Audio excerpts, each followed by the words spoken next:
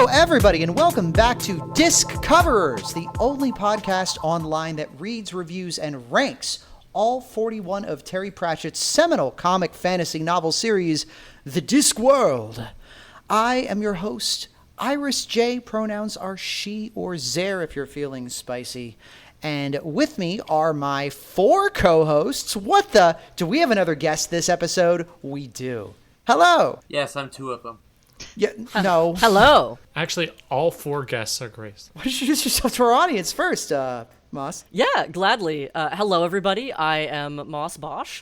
I cold emailed this group of Discworld mega nerds because I like to also consider myself somewhat of a Discworld mega nerd. I am a third-gen Discworld fan. I read most of the books out of my grandparents' collection because they liked to pass all of these beat-up paperbacks around to the family. And I am also an on-again, off-again podcaster. I ran a show called Queerly Yours for quite a while, long distance with one of my partners. She's now my nesting partner, so the context of getting to talk about polyamory long distance left, and also I got busier and more tired. But y'all are helping me do my favorite thing, which is to be on a podcast but not have to edit it after. So I'm very, very excited to be here. That is the dream. Thank you for joining us, Moss. Yeah, I'm glad to be here. Thank you for letting me be the token trans mask that y'all opined would be nice to get for Monstrous Regiment. Yes! We absolutely wanted to get a trans mask voice for Monstrous Regiment. Otherwise, we're just going to be a bunch of trans girls talking about experiences that are not our own, which sucks. But yeah, we also have our three hosts who are here every episode. How about we do Grace, then Belina, then June? Hello, everypony. I am the internet's beloved Princess Grace. She, her, fey, fear, fair. If you're spicy, that was the right order. And a pleasure to be here as always. I am still Belina, still she/they/CB. I am just always happy to be here myself. I am Juniper, she, her, and I'm very annoyed to be here. I can't believe this. I can't believe this. No, I'm kidding. This was the best. I love this book so much. I'm so happy with it. I'm so excited. I might have believed you were annoyed only in the sense that maybe you would have loved to spend even more time going through AO3 and Tumblr to bring us delicious fan works to consume before digging into this. I also forgot to give my freaking pronouns in this book review where we're going to have to talk so much about pronouns and the choices around them. I use they, them, theirs.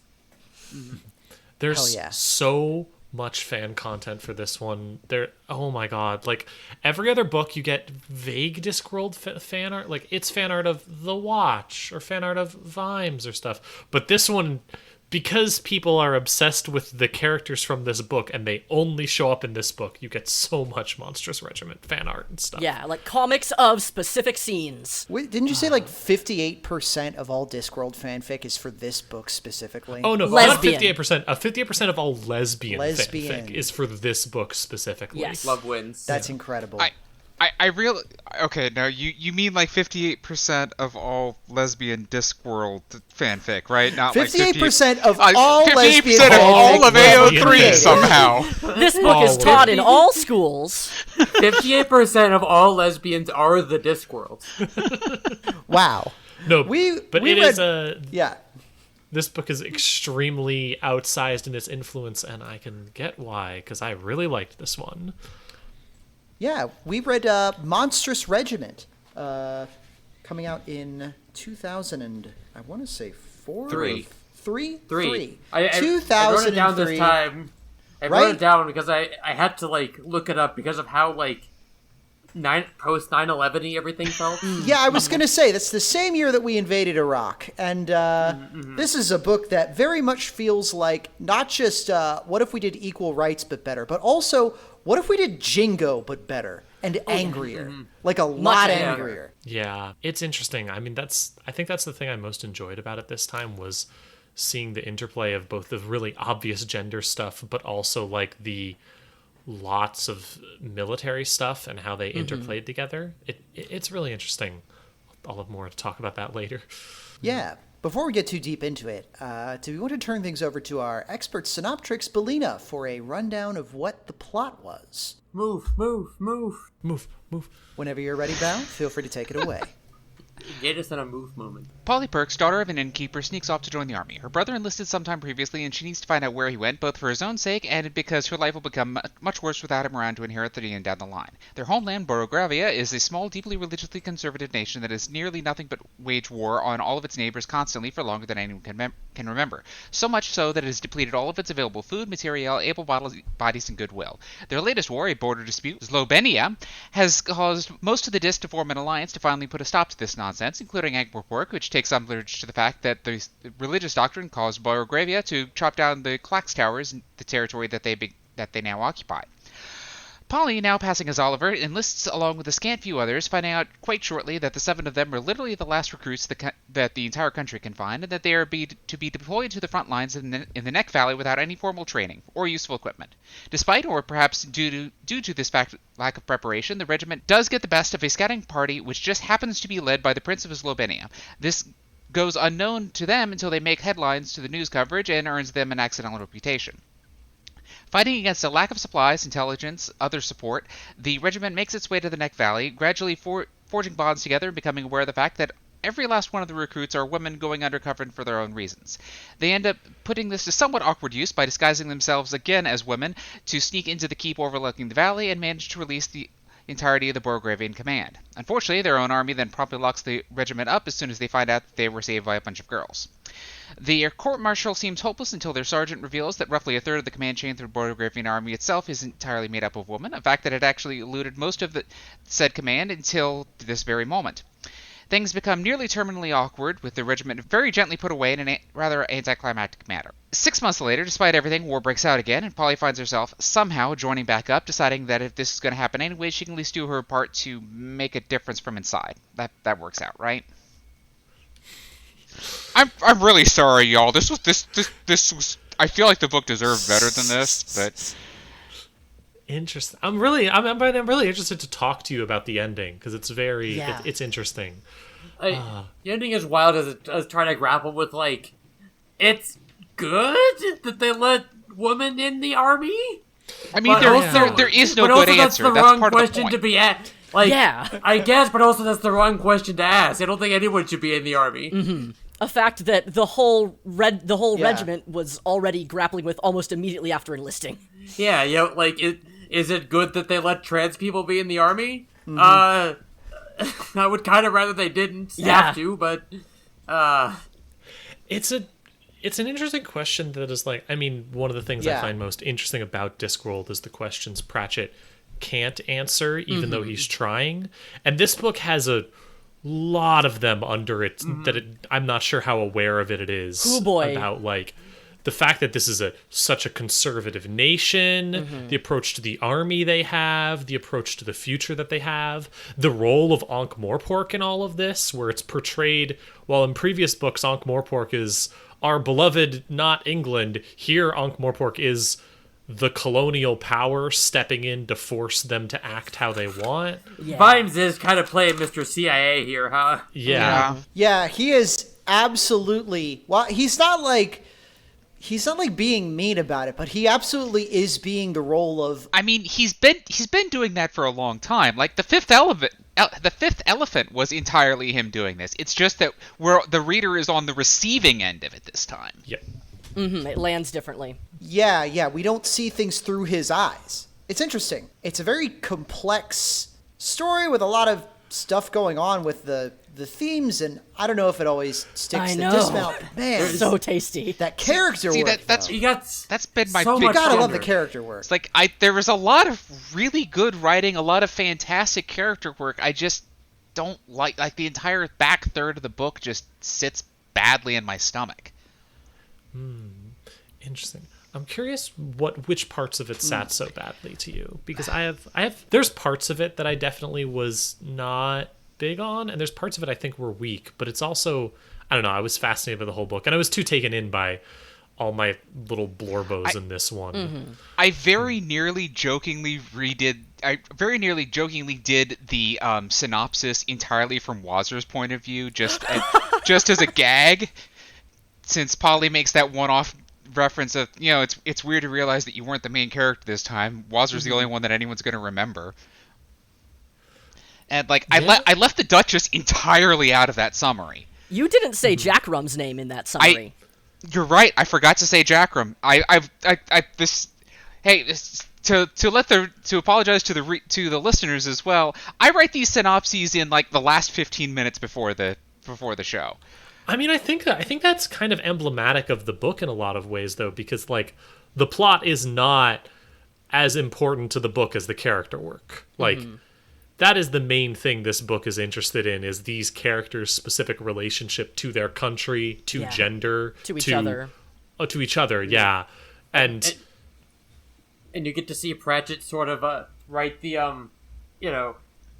when you notice another trans person out in the world and you try to like do the intricate dance of making each other feel seen without outing each other. I don't know if that was from First Principles or not, but he did it. I feel like the book is also in conversation Definitely. with a lot of other media about war as well, like war movies and war novels and stuff, where it's really like this book really does try to, above all else, try to humanize the people who would otherwise be like regular grunts. It's very like by definition, it tries to be against the previous book's concepts of what if there was just one really epic guy who was the middle of things and got things done and was just so good and did everything good. Now, doesn't really pull it off because Jackrum still is the one really epic guy.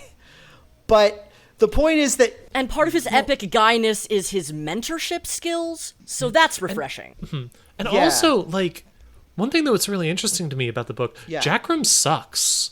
Like, don't get me wrong, Jackrum's a great guy, he does all this stuff, and he is like the transmask icon in every way, but also like a major part of the book, I would say, is Polly and a lot of the other people realizing that just as much as he knows all of this, he also has an attitude that is shaped by being at war for, what, like 60 years? Yep, he's not sure how long. Yeah.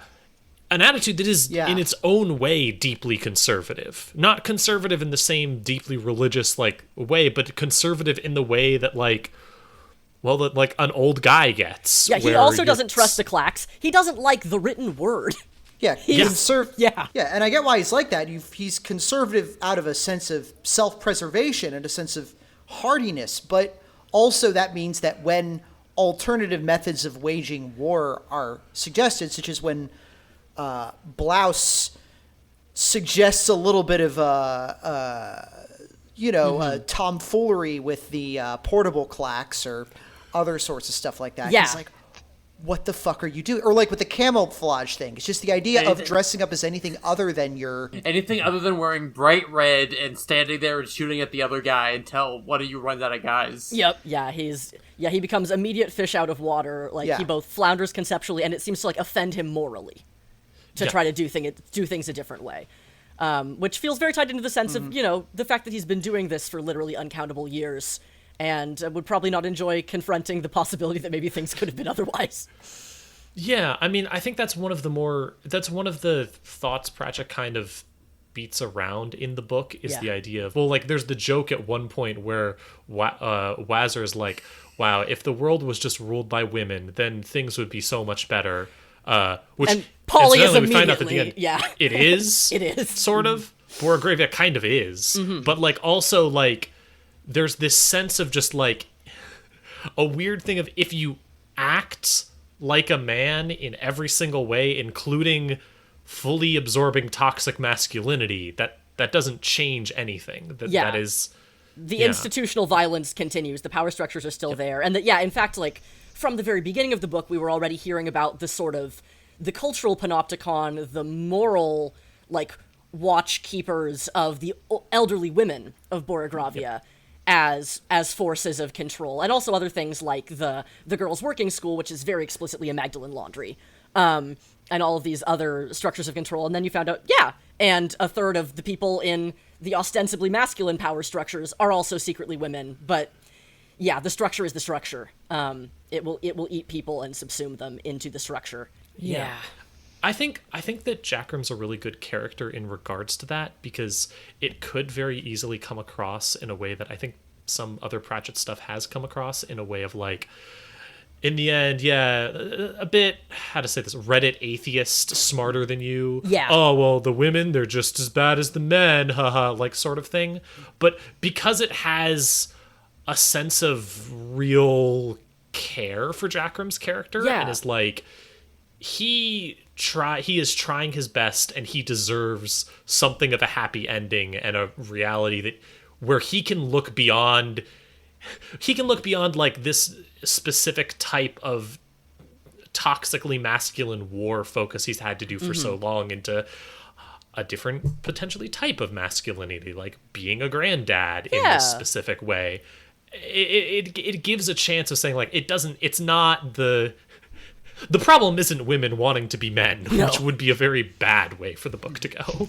Yeah, it feels like there's enough people being messy enough that the message of there is no gender that can or will inherently fix things. Fixing things is way gnarlier than that. Lands a little bit more effectively than I think I would have abstractly hoped Pratchett to manage if I had only read earlier books of his.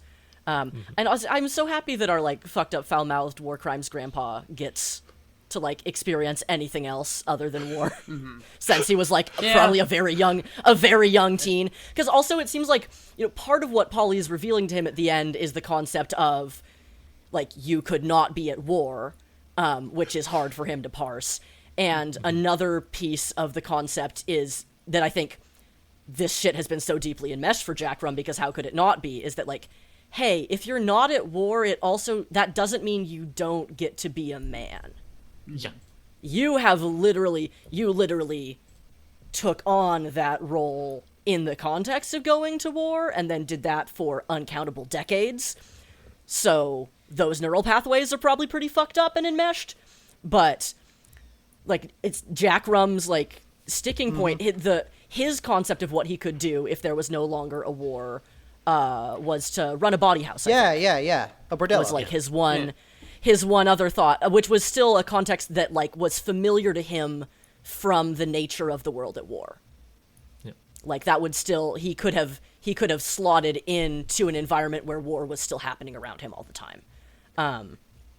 But it's a thing that I think is a really, like, I mean, that's an interesting question I see in, like, real life with a lot of trans stuff, is just this question of, without the admittedly often very fucked up structures of the world that are very specifically gendered, where do we go for, like, gender in these ways? Like, if we are not going by the world's definitions of masculine and feminine and all of these things, what definitions do we create beyond those, and how do we still express these things to the world and in a world that isn't our ideal place? We don't live in a perfect world where we live in a world that sucks. And so how do you still manage to be your gender and express your gender in a world that considers your gender to have certain aspects and also demand certain, like, where are all those balance points? And it's difficult, and this book doesn't have a lot of great answers to all of them, but it tries to think about them in ways I find interesting. The characters, I think, are all essentially struggling with that in different ways. Wherever their personal, like, self-concept of gender lands, they are all people who have come up against the limits of what gender does and doesn't allow them to do, and picked strategies for trying to deal with that. And because of the beauty of the shared narrative, they've all chosen to enlist at the exact same time in a fucked up serendipitous way, and they're kind of being led by Joan of Arc, and there's a lot going on.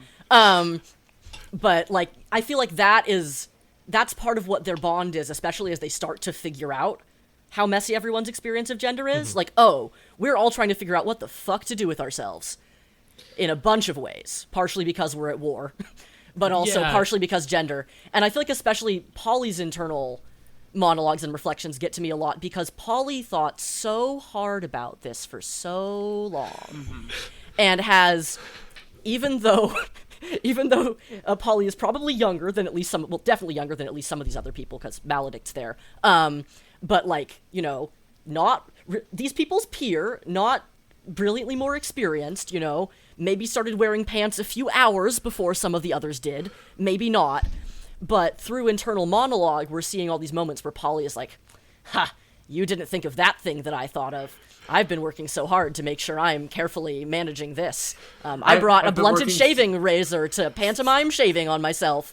I noticed what boys do with their elbows. I thought of a backstory for the job I used to have. You fools. And a lot of me is increasingly on this reread, like, I know we were talking in the text chat about, like, what are our sort of headcanons about what anyone's gender actually is, because you could make so many equally robust arguments about a lot of things. This reread, I think I have tilted more and more towards transmasc Polly, because there were other ways to go look for Paul. Oh, I mean, yeah. They do some of them later. They become washerwomen and go to the castle. Their backstory for how they get into the keep is a backstory based on things actual young women have been doing. Hiding in ditches and traveling on carts and, like, scrabbling dangerously across the countryside to get to the keep. There were other ways to go find out what happened to Paul. But this is the one Polly went with. And it was based on, it sounds like literal years of observation of what men do starting long before Paul enlisted. Oh, yeah. Polly's so much fun because, like, their entire thing of just every time they, like, think about masculinity, they have this weird approach of both, I don't really care that much about masculinity, but then all of the signifiers of masculinity and all of these elements, they're like, well, I do want that, and I do think that would be cool, and I don't want people to see me as a woman at all. And when I start taking on these signifiers, they become so reflexive so fast, it feels fucked up when I have to change back to presenting as a woman, and, like... Kind of what that is, bro! Oh boy! She's wandered right into, are binary trans people reinforcing the gender we should also be trying to abolish? Greatest argument in the history of the forum, locked after 25,000 posts. Obviously gender is fake, but I do feel good when the skirt goes spinny, so what the fuck? Mm-hmm. My personal headcanon for Polly, I think still is like, how to say it, doesn't fully get why, the sort of like trans, mostly non-binary person who doesn't fully get why other people are so obsessed with the idea of having a defined gender, who like presents very masc, but is mostly doing it because that's what they like more to do in their own mind. And like the idea of talking to them and being like, okay, but what gender are you, is something that they would be like, what are you talking? That doesn't matter to me. That's not important. But honestly, there's a lot of different ways you could take it from a lot of different internal monologues. Yeah, Polly is extremely readable through the lens of, like, butch dykes do masculinity better than cis men do. Quite. I mean, a lot of the characters. I mean, Tonker and Lofty are also very readable. Before we move off of Polly, this is going to sound like the dumbest possible thing, but I literally only just realized now, while you were talking about it, that their parents named their kids Paul and Polly, and they expected them to not have some kind of weird gender shit going on. Like, come on. Name them Paul and Polly. They're 15 months apart in age, and Polly has been semi-responsible for Paul since they were tiny children. Nothing complicated will happen with anyone's sense of identity as the result of this. Yeah. Oh my god. Yeah. Polly has definitely not been raised essentially being told, your job is to become Shadow Paul, to secretly fulfill all the roles in Paul's life that he can't fulfill because he is autistic. Yeah, especially because there's a lot of hints of like Paul being either autistic or very sensitive or both, or just stuff like that. He has a beautiful, deep special interest in birds and visual art, and those are culturally maligned for gender and religious reasons in the setting that he is in. Which, incidentally, him being very into painting and rather quiet and very, at the end, like, very doting, also a bit gendered in the opposite way. Oh, yeah. There's interesting stuff there. Like, but, like, you could definitely, definitely if the person that you see is going to inherit the place that you actually care about is that, and you're the one doing all of the work every day, it is very easy to start thinking a lot about masculinity. Oh, yeah. I also found Polly fascinating because Polly is so... It made me realize how much Pratchett really likes making his characters a little bit smarter than everyone else. Yep.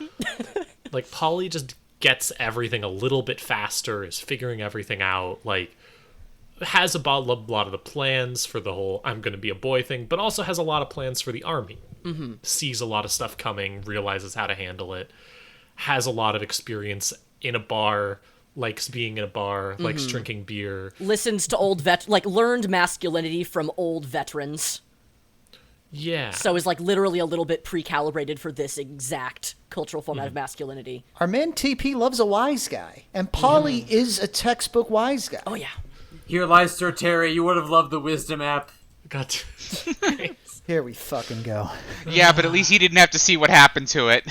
Here lies the Wisdom app. You would have not been very welcoming to Sir Terry. No. We can't go on this tangent right now. But yeah, no, it's really funny to see her, especially with like her interactions with Jackram or Blouse, where so much of it is like her kind of doing the thing. And by the way, I want to be clear. Like 90% of the characters we're going to talk about in this episode, we're going to use gendered pronouns pretty much interchangeably for them based on just our personal whims or the barometric pressure. It's all vibes. Polly has like 5 names, okay? Yeah. There is one character who I think there is a definite pronoun you should use for in this group, and it's Jackram. Yes. And that's because they shouldn't have changed his fucking pronouns in the American What edition. the fuck was that? Jackram has the most definitive pronouns, and if I have lots of thoughts on like gender for all the main characters too, but I'm sure we're gonna get to that in various forms, so I will not cascade into that this second. But yeah, whenever Polly's talking to anybody in a position of authority, he really does the same thing that you see Vimes often doing, where like he's pretending to be he's being just smart enough to pretend to look kind of stupid, and that's like a thing that Terry loves writing characters as doing, because it's so like part of that whole like tricking the Ruperts into anticipating what they actually want sort of thing. It's so like where the actual protagonist is sort of shuttling things along sort of technique in the writing. Yeah, it's a very like satisfying to watch greasing the wheels of authority in your favor little dance that like it's interesting too, to like watch Polly increasingly learning that from Jackram, and in the context of the larger Discworld series to know that Vimes is also in the background of this setting, probably doing a bunch of things of similar flavor, and in some cases different flavor, because Vimes is much farther along in his arc of building authority he can use in different ways. But to then also watch Polly like lock onto and notice Vimes as soon as he appears in the scene too at all. It's like, Polly's developing a sense for who are the other wise guys within the narrative. I have to imagine that Vimes was so intrigued at this the little lads' progress, because the rest of his job here was basically dealing with Prince Heinrich and fucking Lord Rust, noted incredible racist. Yep. Yeah, so I think they really like, and I mean, we kind of know this was happening for a lot of Ankh-Morpork because of the Ankh-Morpork times, but we've I think the little lads became Vimes's Blorbo from his shows a little bit. He was following them by hijacking the newspaper before it went to print. He's out there like sending them like coffee and stuff. It's like, He's tipping them on coffee. Yeah. He's sending them treats. Oh, Samuel is a book character having difficulties. Yep. It is very funny that Vimes just looks out and is like, this situation's fucked and I don't want to deal with it. What's that on the horizon? Is that a main character? Quick, Angua, follow them. Maybe we'll solve this situation yet. Are there some boy bosses? I don't want to end this narrative naked and covered in blood somewhere. Can somebody else please pilot the plot? I wanted to say, I also think something that's interesting about Polly that makes her work in a way that I think...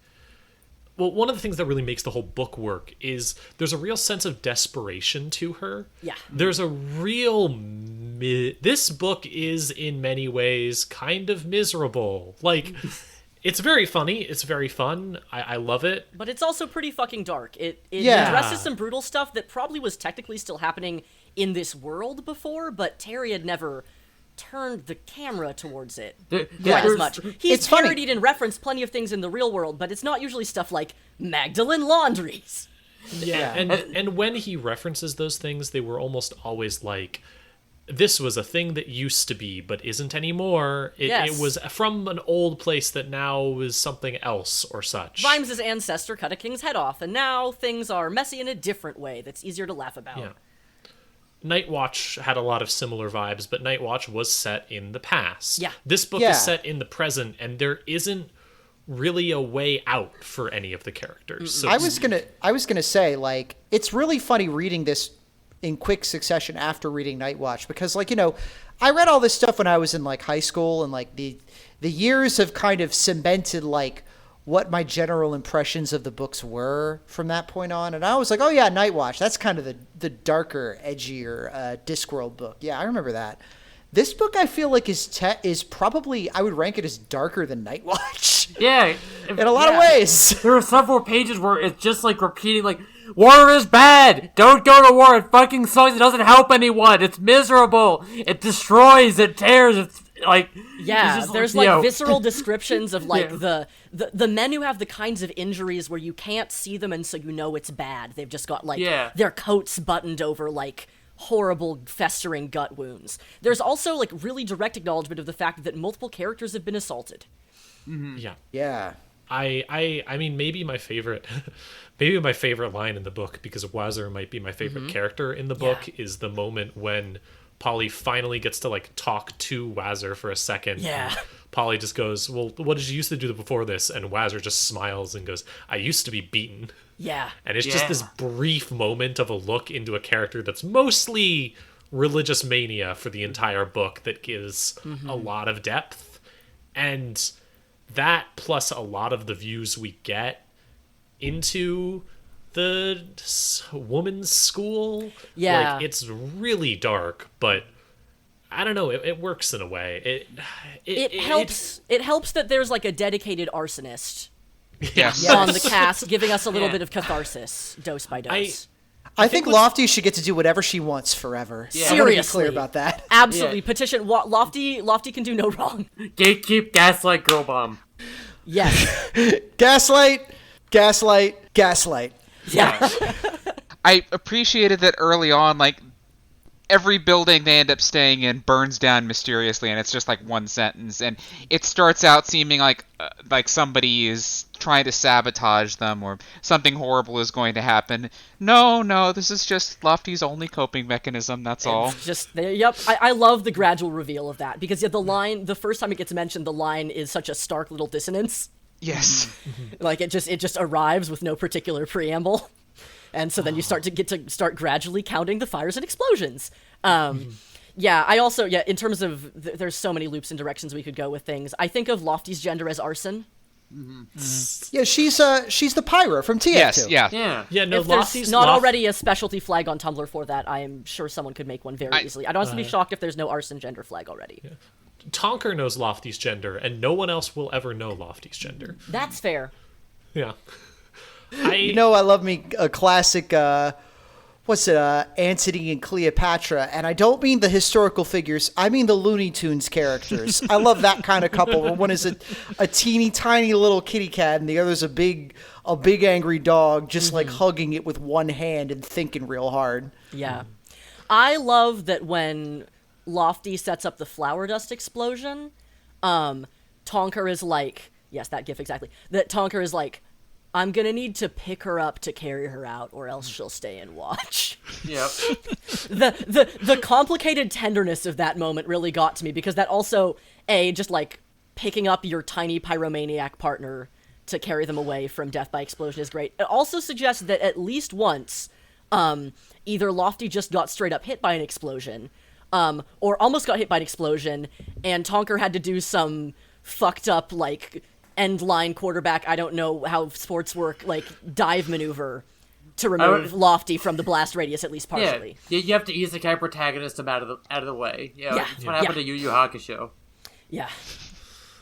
I think, going back to talking about the book being dark, I think what's really interesting about it to me is that, like, it really creates an atmosphere where, like, no one's really sure what to do in a lot of ways, because this is the best thing they've ever been part of, and it's also, in everyone, including their like state, just an absolutely miserable thing. Yeah. They're fighting a losing war. They're going to die, probably. This is hell. But also to a lot of them, maybe not all of them. But we know for Wazir, who says it directly. Wazir, who literally says this, director, Tonker and Lofty. Polly, as you can feel the gears in Polly's mind turning and realizing that, like, you can't really go back because pretty soon there's not going to be anything to go back to because the country is burning itself out. That this is... There isn't really hope outside of the army, but there isn't hope in the army either. Yeah. They're just all here together. Yeah. This fucking sucks, but it's a local maximum, and I don't know where to go from here. Yeah. I could roll the dice and end up somewhere worse. No, exactly. It's interesting, and I think it's part of the things that the book struggles to put together at the ending when it's trying to come up with a happy ending for something that is a really fucking bleak story. Incredibly so. I do find it creates a tone that I think really works for the sort of like, well, combination of exploring gender and also exploring the military and how fucked it is, and exploring religious conservatism and all that stuff at once. I also, a thing that stuck with me more on this reread than it had in past rereads, I think, just because I am older and things have been percolating for longer. I don't know if any of you ever had this experience of like having to do, or like being given the option of doing some kind of school project where you're supposed to talk to an older relative or just like an older person about what it was like when they were young. I got to do that a couple different times with my dad's parents because they lived really close to me, and they were teenagers while a war was happening, and had very different experiences of it because my grandfather was drafted and was an army medic, and my grandmother was not drafted, but she was a high schooler, and then she was a high schooler in a primarily white and Japanese community, and halfway through high school, half the school population got chipped down because the young men kept getting drafted, and then all of the Japanese students got sent to internment camps. Yeah. Oh, God. Oh, Jesus Christ. Like, while she was in high school. And then they changed the hours of high school because there were so few people to do various kinds of factory and farm labor that they tweaked the hours so that high school students could be, like, weeding fields or, like, working cannery shifts. All of that was happening while she was in high school. And before internment happened, there were the lead-ups and curfews and things. There was a year where... essentially, the Japanese students could not go to their own graduation because it happened after curfew, and all the students were incensed by this and tried to campaign to get the school to change the graduation time so everyone could graduate together, and the school refused. So the illustration of Polly gradually realizing essentially that just Borogravia is bleeding people. It's like bleeding people and life and community because the war is eating everything. Like, by the time my grandmother graduated, her school was almost all young white women, and then 2 young men who both had, like, serious disabilities that were actively visible in, like, military review. One of them had a leg injury, and one of them had a learning disability. And that was all that was left. There were no... One of the most popular songs she remembers from in high school was called "They're Either Too Young or Too Old." And it was about how if you're a young woman, there's no one to date because everyone's been fucking drafted. So it's all either children or elderly men. So it's just a reminder of the fact that, like, how many people have lived really visceral flavors of what Polly has experienced, what all these characters have experienced. It's the one thing that I think really... It's one of the things that really worked for me about the ending, is this real sense that, like, something has to change, because if it doesn't... Like, the country can't keep going like this. You can't keep doing this forever. You fall apart under the weight of your own war. I have on the flip side, I have another issue with this that I could talk about. But it really gets the sense across of, I mean, this is killing the entire country, not just murdering people, not just doing horrible things to everyone, but killing the country that it is drafting these men from, that it is getting all these boys from, that there will be nothing left eventually. Yeah, they're not doing crop rotation anymore, was a thing that came up from one of the Meganitic laws.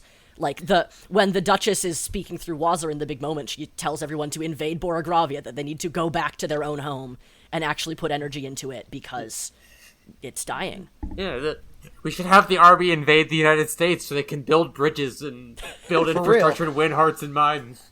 Yeah. Work on that high-speed rail. I feel like we could get it done with enough people. Yeah. Which... Yeah, seriously. Incidentally, so I want to talk about all the fun characters who I love and what I think of them, but what I'm gonna talk about is my thoughts of the politics of this book, which is I feel you so hard. This is probably my biggest issue with the book in a way. Maybe is that this book has Ankh-Morpork in it, which is the kind of vague Discworld version of a colonialist power. They are meant to be England. And this book also places the blame for this war basically entirely on Borogravia being a backward and stupid country. Mm-hmm. It is very much of the opinion that the reason that this country has kept going to war because they just can't help themselves. They're so religious. They're so fucked up. All this misplaced patriotic verve where they'll just destroy themselves. And it just means I have a ramble too, but your ramble first. It just means they're going to keep fighting everyone. And I mean, you can talk about that and religious fervor and all of these things, but that's not really the biggest cause of war in the world right now. It's mostly colonialism. No. It is that we can look at the effects of settler colonialism. We can look at the horrors of all of the past decades, and also Borogravia is very much portrayed as the little guy in this scenario, surrounded by an alliance of countries that are tired of their shit, when the people doing the horrible crimes of endless fighting and just endlessly killing people in a war are not usually the people who are the little guys who are trying to fight this way. Not entirely, but there are some elements of war that are not really explored in this book. I feel like he's mashing a bunch of different elements of war together, and the structure becomes kind of disjointed because especially Ankh-Morpork is England. It's also kind of the United States in this book. Yeah. And also just this sort of economic alliance of the global north. It's kind of like NATO or the EU or whatever too, because there's a lot about Borogravia that also remind me of the Balkan conflicts in the 90s. A lot of I feel like when he talks about a lot of tiny countries drawing on religious and personal divisions, then from a European context, when you think about a lot of the sort of upheaval that was happening in that region at the time, and how it really was kind of the war that a lot of the Western Europe and America talked about in the 90s when we were supposedly over the idea of globe-spanning wars, the end of history, Berlin Wall fell and shit. That was the whole thing at that point. So it really does feel like it's still viewing things from that perspective of you, the reader, live in a place where this isn't happening. Try to imagine a place where this is happening. At some distant remove, yes, but put yourself in these shoes. And maybe this kind of reminds you of one of these small, plucky countries that you've read about in newspapers and stuff, you know? It imagines... Yeah, it's the landscape. It really imagines changes. A country that is both deeply, deeply conservative and shitty and constantly being, very seemingly racist. They're not really, explicitly racist most of the time, but, it's very implied and all of that, and they're deeply conservative in other very messed up ways. That's the vibe that he's going for, the really religious nation. And yet, from the descriptions we're given, most of their wars are based on specific tiny border conflicts with their neighbors. Yeah, the river border thing really got to me, which I think you'll already know because I started putting links to journal articles in the Discord chat. I read several different short articles from a free online journal that had an issue about rivers and borders, because the whole, it felt like, I feel like Terry probably felt very satisfied at finding or conceiving of the concept of, I can make a constantly changing border that changes whether or not people consciously change it based on a riverbank that shifts. And I wanted to go see how much has that actually happened. And that has happened. That has happened multiple times. In a variety of ways. It happened with part of the U.S.-Mexico border at one point, and it was politically and culturally complicated, and also involved a bunch of people being forcibly evicted from their homes. Yeah. There's people who have memories of that happening within living memory, and it was really traumatic for them. And then I went and found this whole, I think it was in like the 60s. I've got the links. We can put stuff in notes if people want to go down the academic rabbit holes on this, because there's this whole then like journal article, like this collection of articles that included, there's some points where it's like borders between 3 different nations that involve rivers. And so the river serves as a border, but it's not just like a line, it's a big site of trade, like physical and cultural exchange. People move in and around it all the time in sanctioned ways and in unsanctioned ways. And the riverbeds can change, and that can fuck with things. And so then there's lots of government and military and cultural efforts and projects that involve public works around the river, and signage around the river, and fencing around the river, and all of these things, and none of that was there in this. It's just, the river changes, and then they fight because the border moved. And when I actually went and looked at what does this look like in real life, that becomes massive scale, multi-year long, ongoing, constantly in flux, military and cultural projects. And if you want to try to draw a hard line with it, what you have to do is, like, physically remove people. And so if that was the case, maybe that's happened, but they don't talk about that happening. Has Borogravia and Slovenia, like, kicked people back and forth multiple times? What's the cultural identity like for people who live on the riverbank and use it for sustenance, as people must? It feels like Pratchett's approach to this thing is to take that idea of what if the river changed and then apply it to just like, well, then you'd be mad because that country took some of your property. That's country you own, so you're going to have to fight them for it, which is like... I mean, it's a very... Like, if you needed to invent a casus belli, sure, but, like, you know, if you didn't want to go to war over it, you wouldn't, but if you already wanted an excuse to fight, you would, but they don't, like, go into that, right? Like, but there's lots of things that governments do other than go to war when fussy river borders change. Or sometimes they go to war, but they don't go to war like this. It feels a bit simplistic for a... country and a story that is obviously having its for a thing that is having its darkness explored in a very real way. It then feels like this falls back on a slightly cheaper, more simplistic tone. It felt too goofy to me. It felt too goofy. It seemed like it would be a pretense for something else, right? Yeah, like the river changing is your blame the main on Spain, right? Like, I expected someone to be like, you know, oh, well, obviously we wanted their fantasy oil or whatever, right? It is worth mentioning that we never really learn anything about the actual leadership. Mm-hmm. The highest that any of this goes is up to the general. And the general is presumably taking orders from somebody, but the actual governing body of Borogravia is a footnote. It's also implied that it's probably more or less a fucking shadow government of people who've been pretending that the Duchess isn't dead. So no, absolutely. There's a lot of active work in not knowing. And also whatever Father... whatever his name is, can get up to. Jute. Yeah. Mm-hmm. It's really unclear who's doing this, why it's happening, what sort of idea. And instead it kind of, the approach that Pratchett takes kind of ends up being this one that just feels like we're supposed to see the whole country of Borogravia as, well, they're just so religious and they can't stop waging war on their neighbors. Which so nationalistic and xenophobic that they'll shoot themselves in the foot and then I definitely feel there was something to be played with there of the fact that it even like Nugan was just echoes.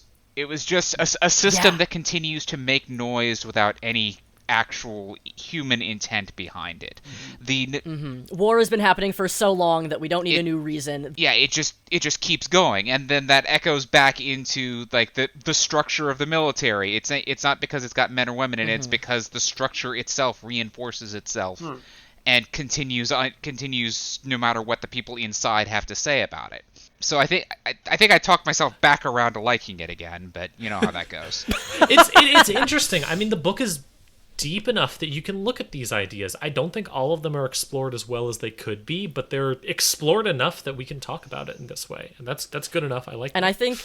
I think that's one of the big facets of why there's so many fan works. The combination of this and then the intense, juicy character work and gender happening. Mm-hmm.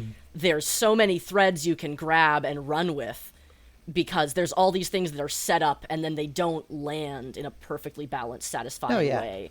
Or they leave ambiguities, and that's the most fertile possible ground. It reminds me of fan work. There's the game developer, the one of the developers on Heaven Will Be Mine and We Know the Devil, AVB, once really memorably said on in a Twitter thread, like, if you want a game that people will like, you should make a 10 out of 10 game.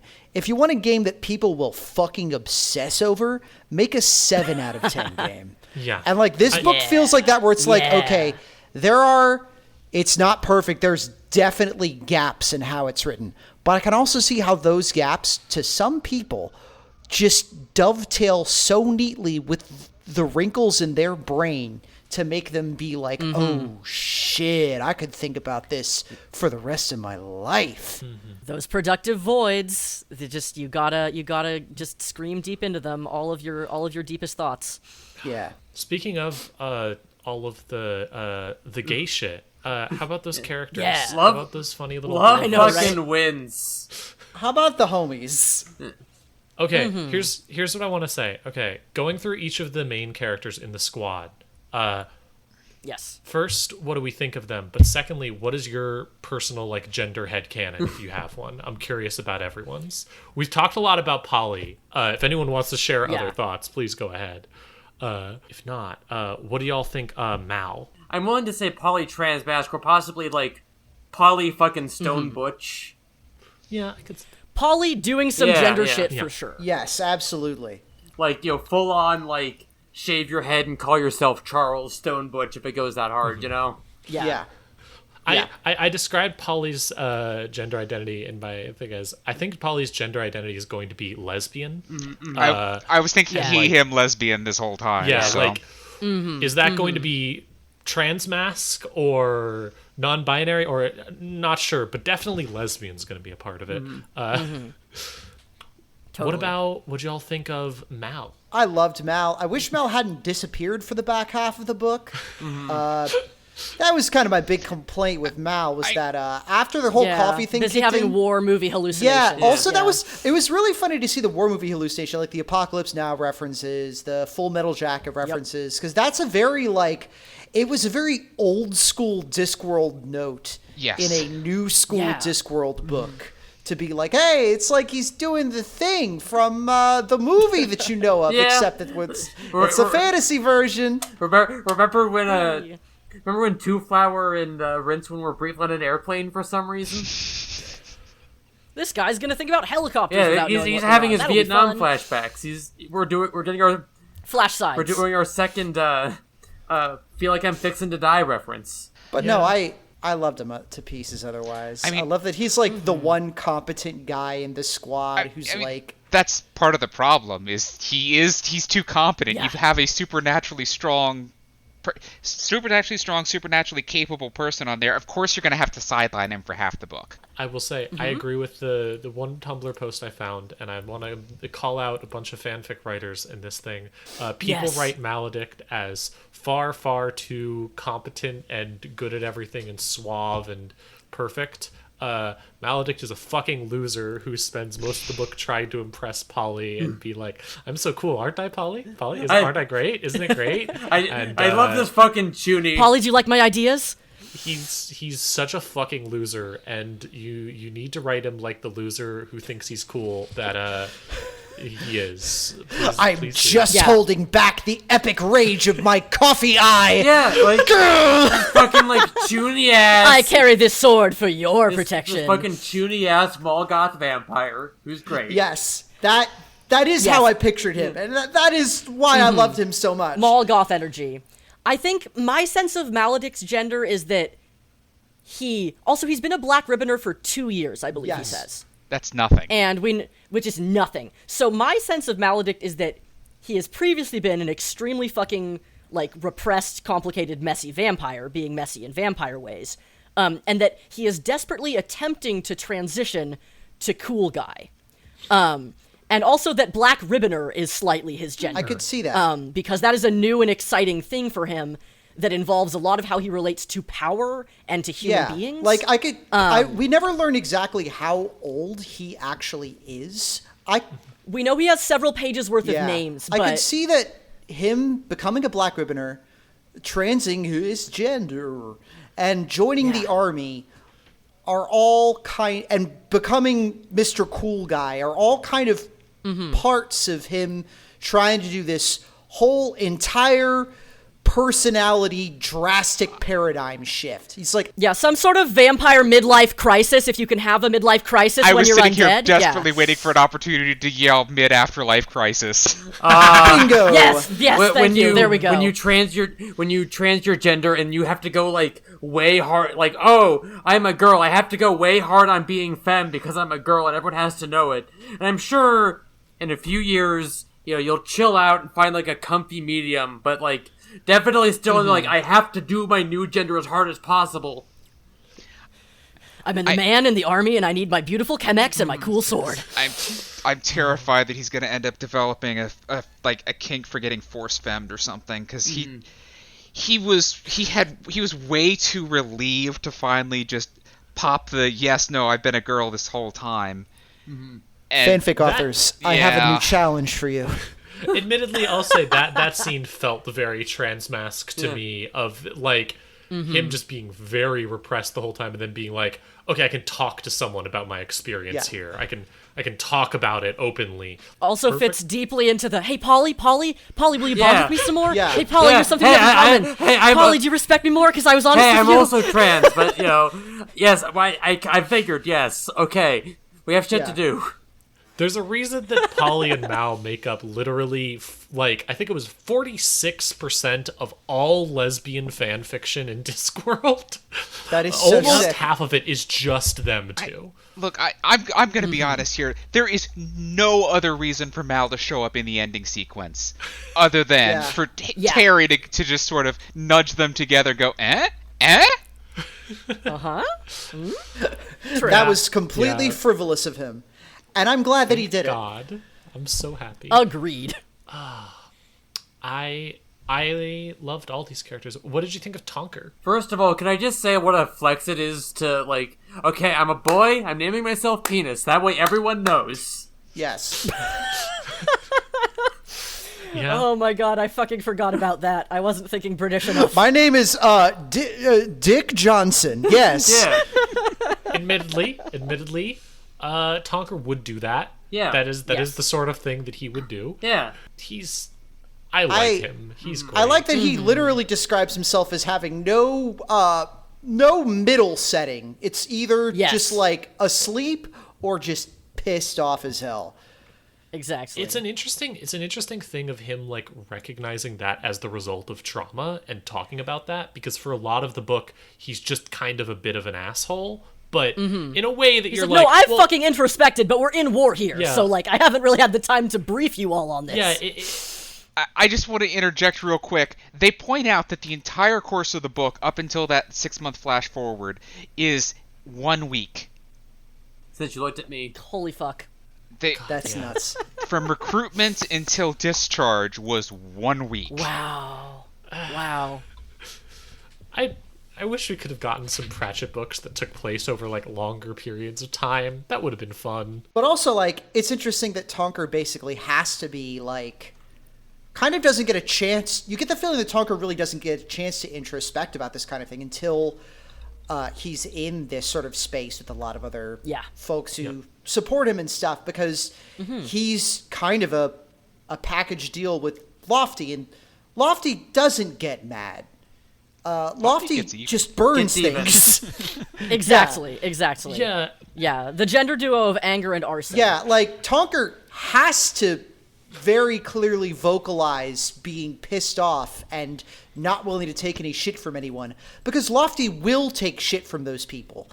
and then burn everything. And that's an even worse way to deal with problems. But there's also this sense of like him being aware that he's not the most healthy about this, perhaps, but it being one of those things where, like, up until this point, there was never any other option to talk to anyone, because no one was ever going to be able. Who would you be able to have a real conversation with about stuff? Yeah, there's the mention. I forget the name of like the fucking like the priest or whoever who. Like went to dinner with Polly's family, who had been at the girls' work. Where I forget if it's Tonker or Lofty who says, like, yeah, he was good. Like, Polly says he seemed nice, and then the response is, yeah, he was good at seeming. Which is one of my favorite extremely unsettling but extremely effective lines in that book. So, yeah, I feel like there's very much a sense of Tonker with, like, well, I've been doing the fucking best I can. Like, could you have done better? Almost certainly not. And I think Polly recognizes that towards the end. Like, there's the moment when Polly's like, wait a minute, I need to not let my sense of masculinity here and acting like a man and therefore never stepping down win in my brain and actually step down here, and like doing that's a good idea here. And you get the sense, I mean, maybe this is just my interpretation, but I got the sense that was also Polly realizing, like, you know, I've had it rough, but I have not had it the most rough out of this group, and I'm going to be the bigger person, not necessarily because, like, of, whatever, but because I don't want to try and make other people who are going through much worse shit do that. Exactly. Yeah. That was also one thing that I think gave me a little bit more narrative patience for the fact that Polly gets to be the cool guy with skills so much of the time, is it's just like, yeah, Polly had parents who were, like, okay a lot of the time. And, like, the opportunity to build skills and to learn things in a not constantly actively violent, like, living circumstance. Yeah. So you will have better coping strategies, and also you will probably learn things more comfortably and smoothly because you are not constantly in survival mode. We love a girl who can do things, or a boy who can do things. Mm-hmm. Yeah. Because I feel like also, like Igor also comes in with, like, Plus. really strong. Yeah.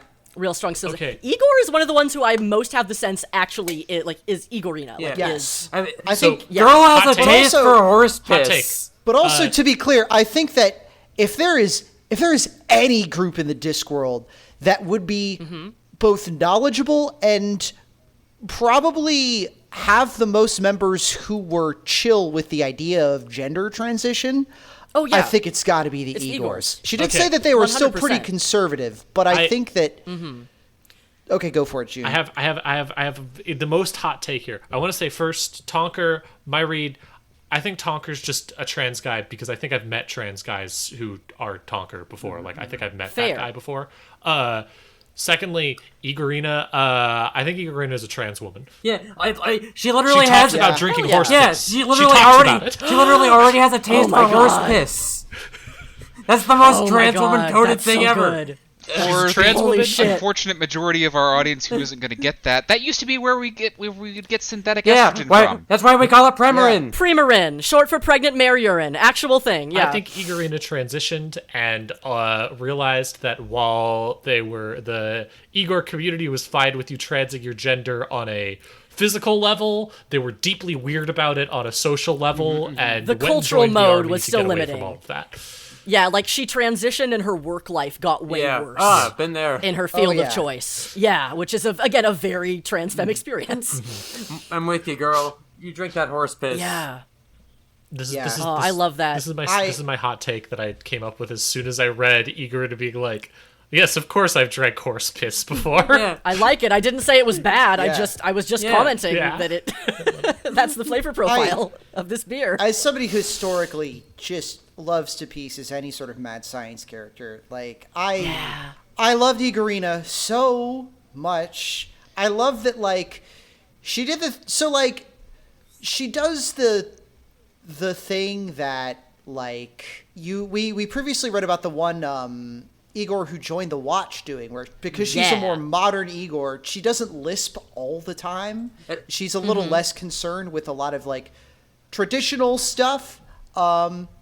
but also she's really committed to the concept of like her whole clan's tradition of like being like basically the Hippocratic oath of being a doctor, no matter who it is, no matter where it is, no matter what's going on around, you try the best you can with the tools you have, because you never know when you might be on the operating table or when you might need something from the operating table. Near the end, some of my favorite parts was like her just like dealing with the psychic fallout of Wazir being possessed at the same time as trying to knit up a bunch of Zlebenians, who were menacing them previously, and it's just like, oh my god. And also like being part of like literally saying like when the whole group is doing the whole vote about like, okay, should we like knuckle under and like give in to their statement of like, oh, they're going to try to set us up as like just weak but cute plucky mascots. mascots. Yeah. And she was like, yeah, of course I'll sign up for that. You know why? Because we need to get Wazir home alive. And that is literally the best way we could do this. I'm not going to let our friend die because of our ideals. That's stupid. I do want to make just this is a tiny pedantic footnote, but when Irina is dealing with the guy that got blown apart in the flower explosion, she produces her medical equipment out of fucking thin air. Like, they were dressed as washerwomen, they were searched and imprisoned, and she still just pulls all this surgical equipment out of nowhere. Nobody even thinks about it. There's some empty space in there. You can give it like under the lungs or something. I was gonna say, if you have stitch-up skin, anything can be a pocket, really. I'm not even complaining. It's an important gender. This is the real Polly Pocket. Yeah, with the cultural and structural nature of Igor's, I would believe either that she had a bunch of equipment stored inside her body. I would also believe that, much like how in Uberwald, like, there's psychic resonance with the landscape. So if you say, up there is the castle, then thunder rolls. I would believe that, like, part of the, like, morphic resonance of the disc with Igor's absolutely is to, like, produce medical equipment around them. The same way that they can appear uncannily behind you at any moment. It's a passive stat buff, yeah. I do also find it very funny that Pratchett, you know how, like, in stories set in like D&D world or whatever, you run into the problem of there's a healing spell, so you can't really do injuries the same way. Pratchett has essentially invented that, but with mad science and Igor's. And it's very funny how he keeps inserting them into situations where he needs someone to be able to heal people quickly. Yeah, this is like how after part 4 of JoJo, Araki realized how useful it is to have a guy who can fix people. It means you can have a lot more fun with your fights. Yeah. Yeah, you can make some bigger explosions very directly. I'm forgetting, I don't remember enough about the sequence of the Discworld books as a whole to remember if this is introducing the energy or not, but I really enjoy the sort of background goof / reveal of the fact that Igorinas are all really fucking hot, while Igor's look like a super classical mad scientist assistant's template. Because it reveals, especially in this book about gender, I'm like, oh, so the fact that Igor's look like that is a cultural choice. That much has always been a thing. They could make themselves. But it's like even addressed in this book of like they don't know what the hell a female Igor is because they just most people can't tell them apart the same way they can't tell trolls apart. By the way, hi Jade. I'm sorry we haven't mentioned you at all this entire episode. Jade, we'll get to you. We care about you too. You're not visible enough in the fan works, but we love you, Jade. Let's talk about Jade. What do y'all think about Jade? Yeah. Girl, chicks rock. Yeah, literally. Jade is a hot tomboy who had just never met a guy who was into a hot tomboy before, until like near the end of the book. I'll raise you an even more complicated one. Jade is a straight cis woman who dresses like a butch lesbian and is going to find out that she's a butch lesbian in like 3 years when her boyfriend transitions. That is beautiful, and I think that makes a lot of sense. That's my random read on a character who doesn't get that much screen time, so we don't get that much with her, even though I love her. She got put in there entirely because Terry wanted to put another monstrous person into the Monstrous Regiment. Yeah.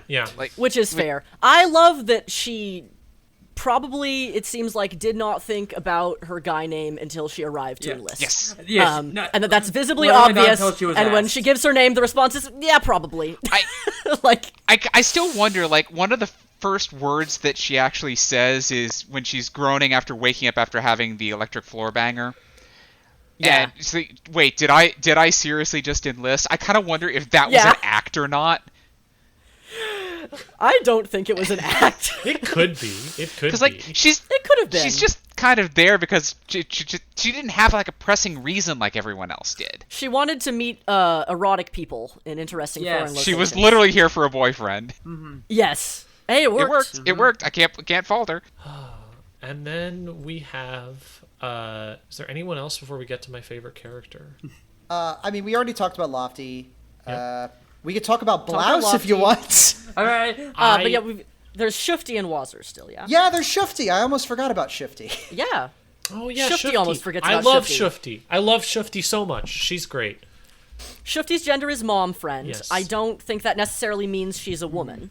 But she is the mom friend. I at very least have to give her credit. She was absolutely my favorite joke of the book, of them actually finding Johnny, identifying him Yes! positively. She takes one look at him and goes, "That's not him."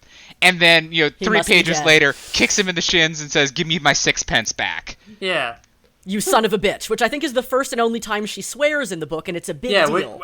Because the reveal, how much cursing relates to your sense of masculinity really comes up in this book. There's a whole thing about lot. how boys swear and girls don't, therefore swearing is performing So it's character masculinity. development and Yeah. gender that Shufti goes, I want my 6 pence back before they take you away again, you son of a bitch.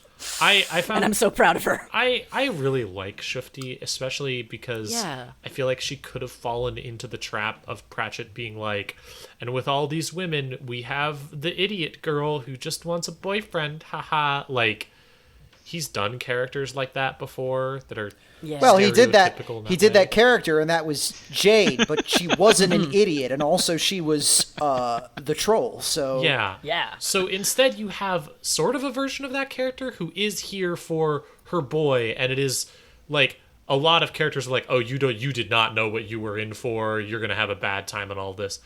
But there's a good bit of depth to her, and there's a lot of care with her character. And I like She that. also kind of did, on some fronts, she did the same flavor as the thing that Polly did, in that they are both doing things that happen narratively in folk songs. She's also literally doing, it's not exactly the same, but a similar goddamn thing happened to Jack Rum.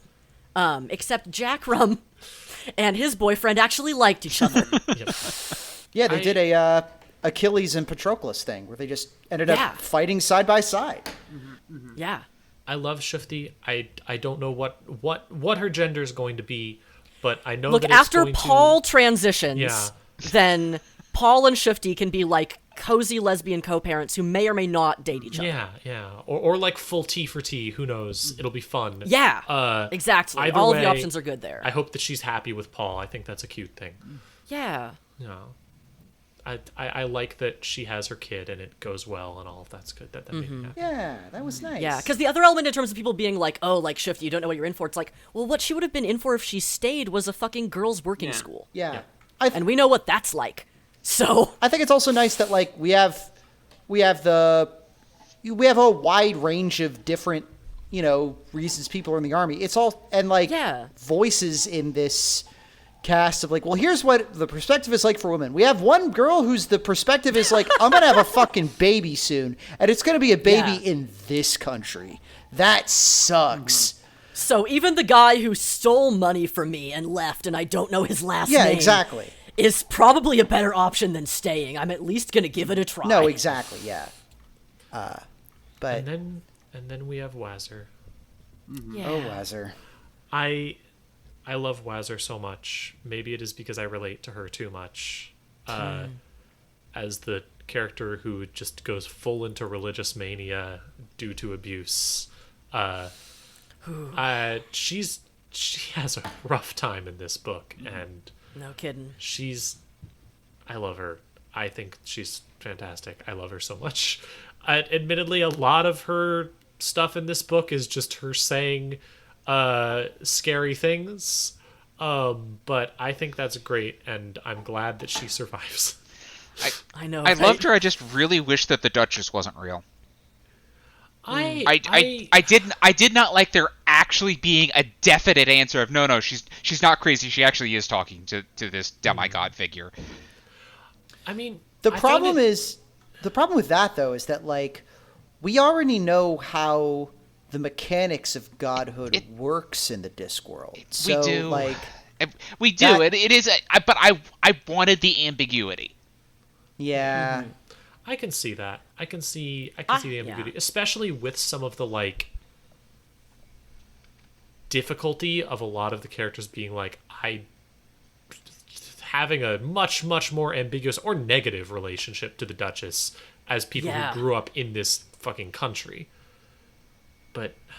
And also like I could also see being frustrated about that with the ending where like it was very much the Duchess manifesting inside of Wazir tangibly was kind of the thing that put everybody else in that trial over the edge to be like, okay, we can't convict these women of war crimes. Already they had kind of settled things, but then the Duchess manifesting was like, okay, this is pretty heavy hand on the Yes, exactly. Yeah. I personally liked the Duchess being real because I like a horrifying mission from God in this specific way. Yeah, no, and I liked the mission. I liked the weird little nonsense, but I just didn't. I didn't like her showing up and this sucks because they're under like so many circumstances. I would think this is the hottest thing ever. Don't worry, this conflict is chewing me in several different directions right now, but it was just it did not need to happen. It did not really help anything, and the fact that later, Wazir just marches off and overthrows the government, and we just overhear, okay, it happened. She's cool now. Mm-hmm. Yeah, it feels it. There's an idea of Wazir being on this religious journey to save things that I like, and there's the idea of like the Duchess as becoming a god, and I like all of these things, but the execution of it all in the end feels a bit like Pratchett's just like, well, I have to fix things somehow so everyone can go home and be happy. Here is your Deus Ex Machina. I'm sorry, Duchess Ex Machina. Hey!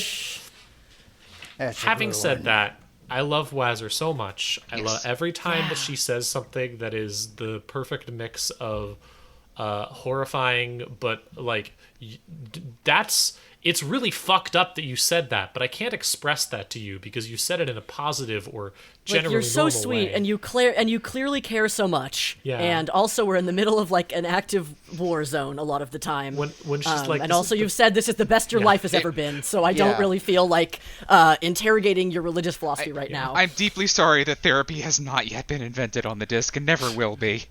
Oh boy! Her saying that, like, I have personally, just the experience of going, haha, here's a fun thing that I'll talk with someone about, and it'll be positive, and everyone around me going, oh Jesus fucking Christ! They're what? like chilled to the bone. That's deeply you.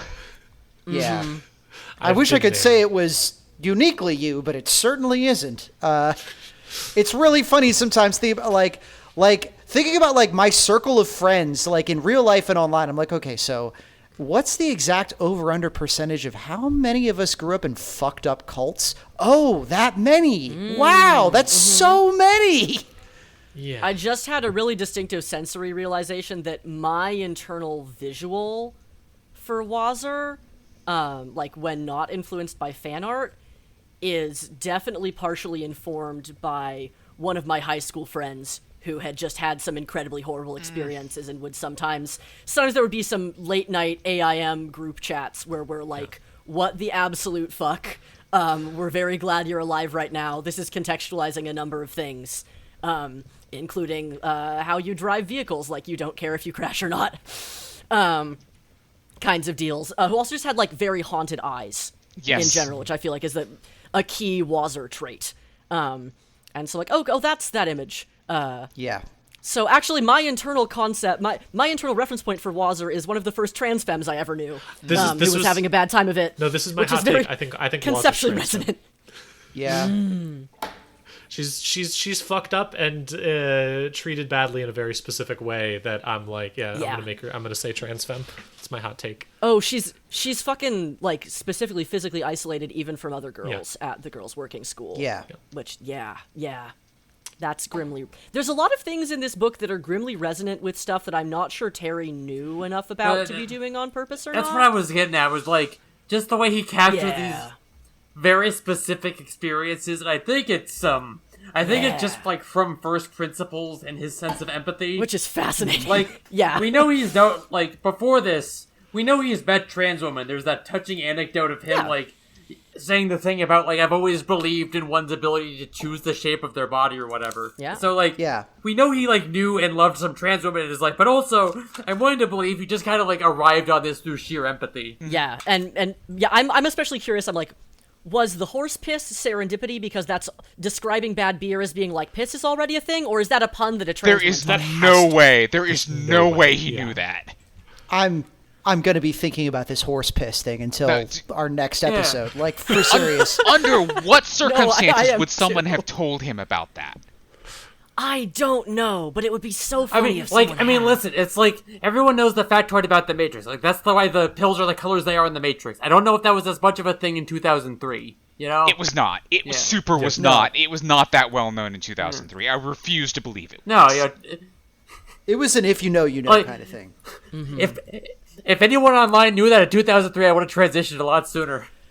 Yeah, people were so transphobic online back then. I feel like there would have been a lot more chatter about it if people had known. I wouldn't meet a trans woman online until college, you know? Yeah. No, the Wachowski then brothers would have had a lot more haters at the time, and it would have been very. If people had known, it would never have been quiet. Mm-hmm. Let's put it that way. Mm-hmm. And then we have Blouse.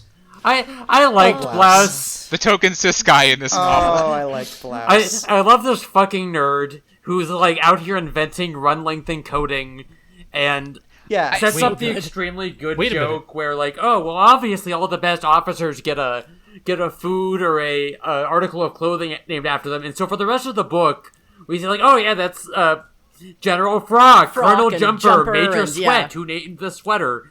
And then there's a whole thing like, oh, are we going to wear... Oh, I can't wait to eat a blouse or possibly wear one. And then in like the last couple pages, oh, obviously they named a sleeveless glove, a fingerless glove after him. That was my pick for favorite joke of the book. Joke. Because that was my favorite background. It's like it's not just a brick joke; it's a brick joke that Terry then picked up and threw at your head. It's so really good. Yeah. Hold on? You said Blouse is the cis guy. Does this make Blouse a grungler? Discworld's first grungler? Yeah, I was just. Blouse is absolutely the grungler. I honestly wrote that down. Like I thought it was gonna be Jack Rum, but then Jack Rum, the whole thing. So Blouse is our grungler. He's our like guy who's he's on the clacks like flash out. Check it out, guys. I'm Major Grungler. Have you seen the Grungler post? I have heard Grungler out of context. Yeah, please. I don't have it either. Grungler post. It's from one tweet. There we go. It's just become a way that I guess maybe we'll post this in the description. Yeah. I guess we'll just read it out. It says, women will go on a first date with a guy and things will be going well until the guy casually mentions he's bi, and she'll go home and start posting stuff like, we need to normalize being straight and whatever happened to beauty. Meanwhile, the guy went home to play video games with a bunch of weird Discord transsexuals, and he named this character the Grungler, and he keeps saying stuff like, check it out, guys, I'm the Grungler. And Rip Blouse. This has become completely independent from this post, just a way to talk about when there's a group of trans femmes and one cis guy who is also there playing a video game and going, check it out, guys, I'm the Grungler. That's a Grungler. Yeah, like, Rip Blouse, you would have loved being in the Discord call with a bunch of weird trans girls. Yeah, it's a symbiotic relationship, like clowns and anemones, because like if cis guy ever turns out to have any sort of gender thing, well, all his trans homies want to make sure that he has a loving and caring support network.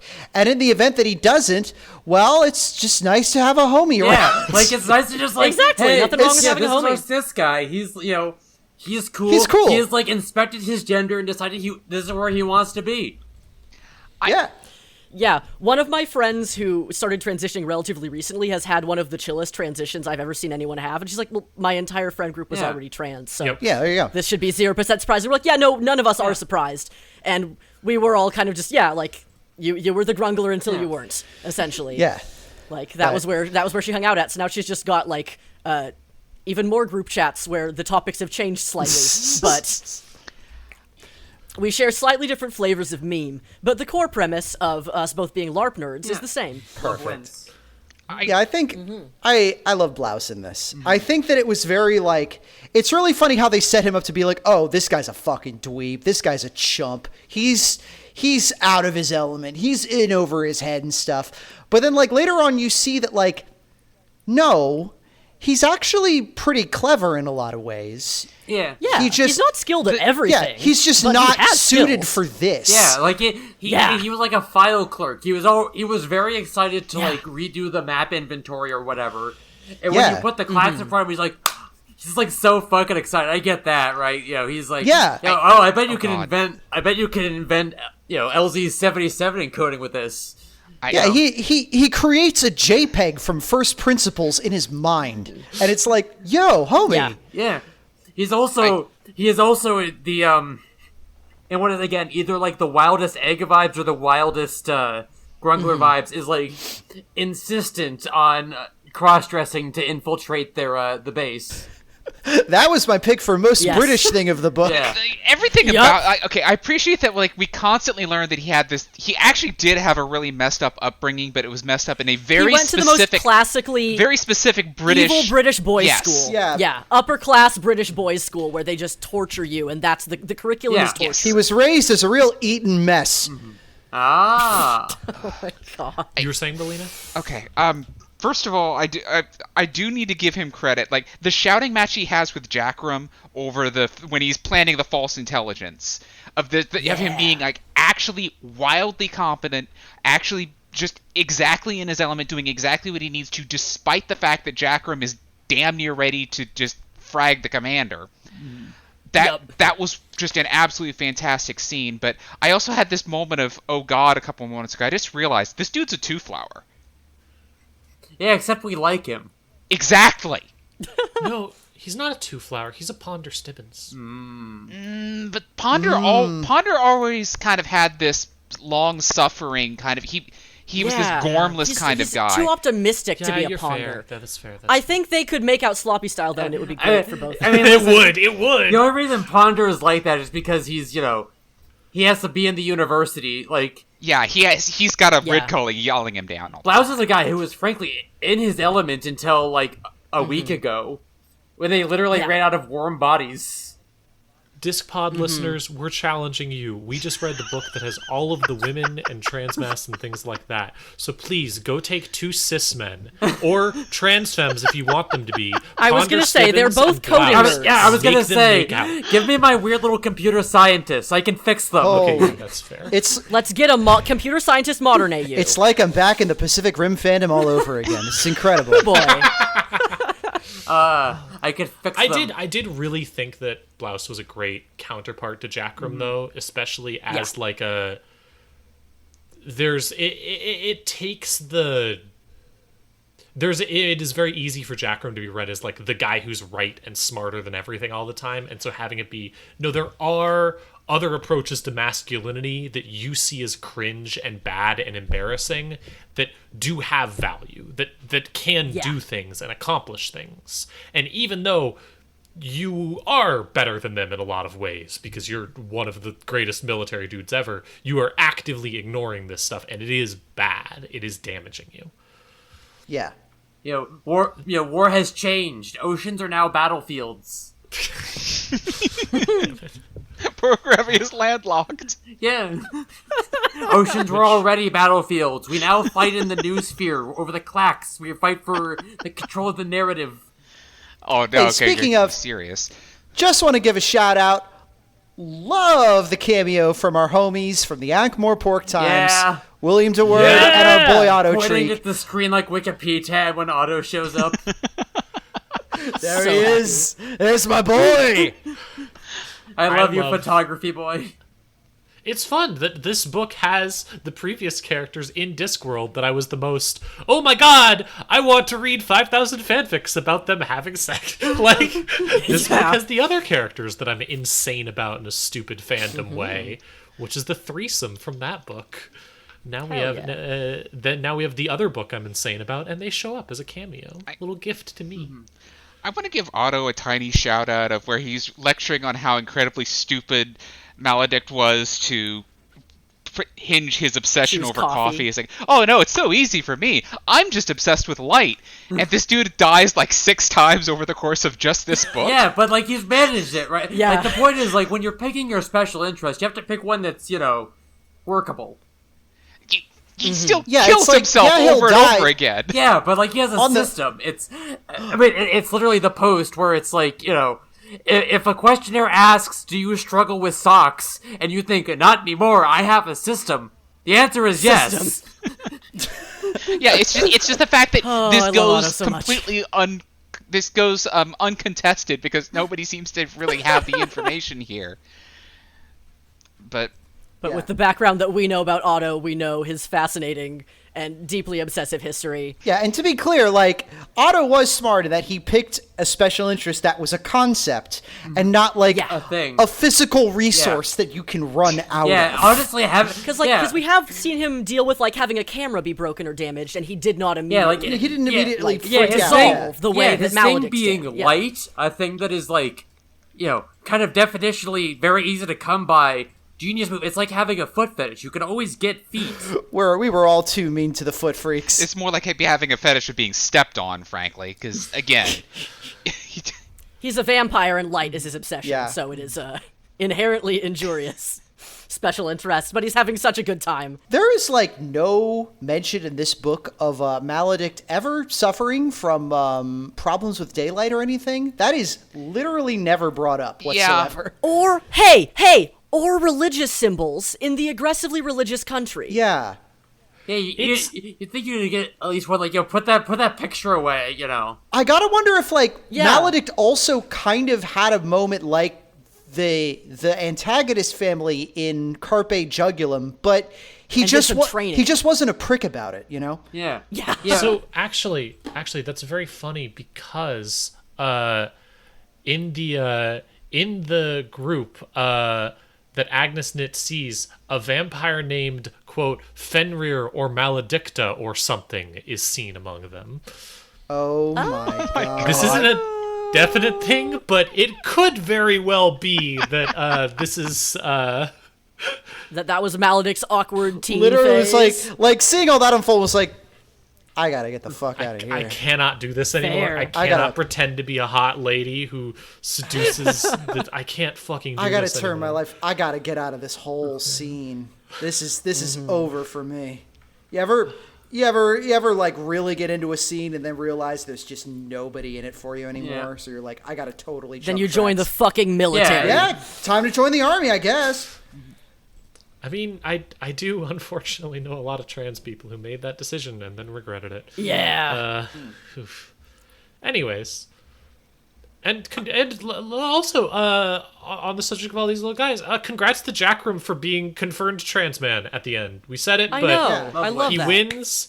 He goes home. Pratchett invents trans masculinity, possibly from first principles. Yeah. Where he just goes through the whole book. Does a and he's pretty solid job of it, yeah, honestly. it's just like, maybe you don't need to be a girl at the end. Maybe you could just keep being a guy forever, Yeah. and that's fine. Yeah. That seems like it actually You- works for you really well, and you'd be Yeah, happier. you can just Yeah. So maybe you should you just can do just that. go be a grandpa, go be someone's cool grandpa. That is so Yeah. cute. If I you, know that if we you already think about covered- it, this is history's first uncle grandpa. Holy shit. What is God. wrong with you? I know I already went on about favorite joke here, but the fact that through the entire book, Jackram keeps keeps repeating the line, "I am not a blank man," and he's always lying about it. That's just such a good little present for you when you go and reread the book. Yep. It's fun. Yeah, he's absolutely a trans man, but with the flair of my gender is whatever works for the bit, if I need it to work for the bit. And I respect the hell out of that.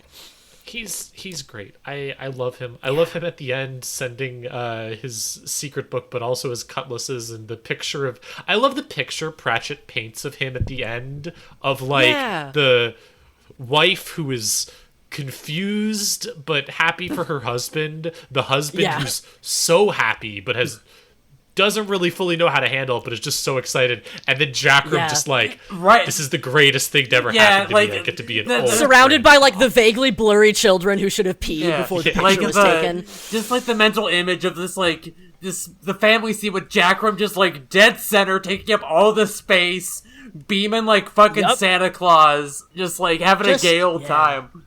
Just imagine for a moment that you are that wife, and suddenly you have a new father-in-law, and it's this guy. Yeah, you honestly kind of thought he was dead. And the thing is, like, also, everyone it's not knows bad, him. but he's very intense. Like, he's really intense, but you go out somewhere, and every single guy you meet is like, oh, that's Jackram, hero of the army, the greatest dude ever. Wow. Yeah, it's like if literally anything ever needs to be done on this family's property for the rest of their lives, some guy who has heard of them like once is going to be fucking salivating to like fix their porch or repair their windows or give them a good deal on whatever esoteric item it is. Yeah. Like the social capital that this family has inherited, I don't think they understand yet. So, I found out that I have a dad who's alive, and it turns out he's G.I. Joe. So how about that? Wow. He's a fucking, like, semi, like, apocryphal war hero already, but he's still alive. Yeah, literally everyone knows him because he's been a war hero for, like, 80 years at this point. I kept expecting, because there are several different people who could have sworn Jackram was dead. Yeah, there's even, Paul even suspects that he, like, pulled an Armin Tamzarian at some point and, like, stole someone else's name and file. And, like, even Frock thought that Jackram was dead. But, like, clearly he knows more than he ever possibly should. And the fact that doesn't actually come to anything, that was just because his legend is so big, everyone assumed he must have been dead.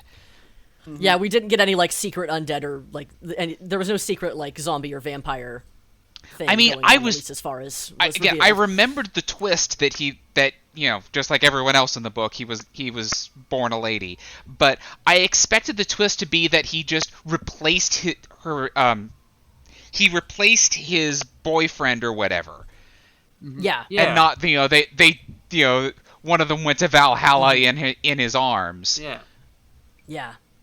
Yeah. Again, like he was setting up for an Armin Tamzarian, like Yes. Yeah, I'll be you. Why not? Yeah. Call me by your name. Is that what that was about? Iris. That and fucking a peach, yeah. Okay. This is that free. Pretty sure that's the only two things that happened in that movie. Yeah. Also, we have to give a quiet DiscPod shout out to that one person Blouse knew who kept dressing up in women's clothing. Wrigglesworth. The guy who was like our background trans way fan. too eager. Whatever she's doing now, I hope she's having a great time. Oh no, she's having a fantastic time. She got away with it. Yeah, rooting for you. Why isn't there any slash fic between Wrigglesworth and transgender Betty Knobs? I want to see it on my desk now. I will say one more time before we do need to get to the ranking because we are but there's so much good shit we haven't even mentioned. There's so much. I know. Like, we haven't talked about Vimes. We haven't talked about like any. I would like to say before we move to the ranking, I did want to. This isn't anything, but I did want to point out that Buggy Swires, the gnome Discworld watch agent, is here, and he's riding a buzzard that he got from the Knock McFeagle, the Pixies. Yeah. A direct call out or callback to our previous book, The Wee Free Men, which I thought was cool to see. Yeah. Those books are for real, for sure, Discworld canon. You'll have to see it. Yeah. Yeah. God, I could go on about this book for a while. I really Seriously. found the intersection between, and I've already talked about this a bunch, but just really, I found the intersection between the portrayal of the military and the portrayal of gender so interesting. The fact that they are so intertied in these books, and Pratchett can't really talk about one without the other. It was, when I first read it, I thought it was kind of a weakness, but like here, this read, it really feels like it's maybe accidental, but doing some really interesting things with just the idea of like masculinity as a cultural thing and what it can mean in these spaces in the most masculine context possible. I don't know. I could go on for hours. Maybe we'll have to do an entire bonus episode just about this one. Still thinking about, during the court-martial, Polly gets asked, like, well, what do you want? Is feminism, like, when women can be in the army, is that, like, is that the route you want to take? And she genuinely doesn't have an answer, because she's like, I mean, what do you say to that, right? Like, clearly... Yeah. You're a teenager who's had an incredibly traumatic... how do you expect her to, like, fix gender, but also, like, I feel like, congratulations, you're allowed to be in the army, and nothing else is, like, not really a great win for civil rights. No. Yeah, and it's like, congrats, you're allowed to do the thing that's been, gradually, like, eating your entire country alive, really traumatically. Congratulations. For I will say, yay! There's, like, 5 or 6 different fanfics I've seen with the exact same premise of Polly is going to start a watch here, which, that tracks. Oh, wow. Yeah, that's... I hate to say it, that's probably the best she could hope to do. She did start to gender imprint on Vimes almost immediately, so... Gatekeep, gaslight, girl watch. I mean, the notion of her just building in a regular unit is... No, that is definitely the most obvious thing to do. And the positive energy system shock of seeing Angua was God! By the way, a strong moment too, so that adds fuel to that fire. When the werewolf spells the girl on you, when the werewolf can spell you're a girl. I have some lightning round shit I can go through, but you go ahead first, June. No, you go ahead. Okay, I did laugh when Vimes does the Ich bin ein Berliner thing, except it's a cherry pancake. That was funny.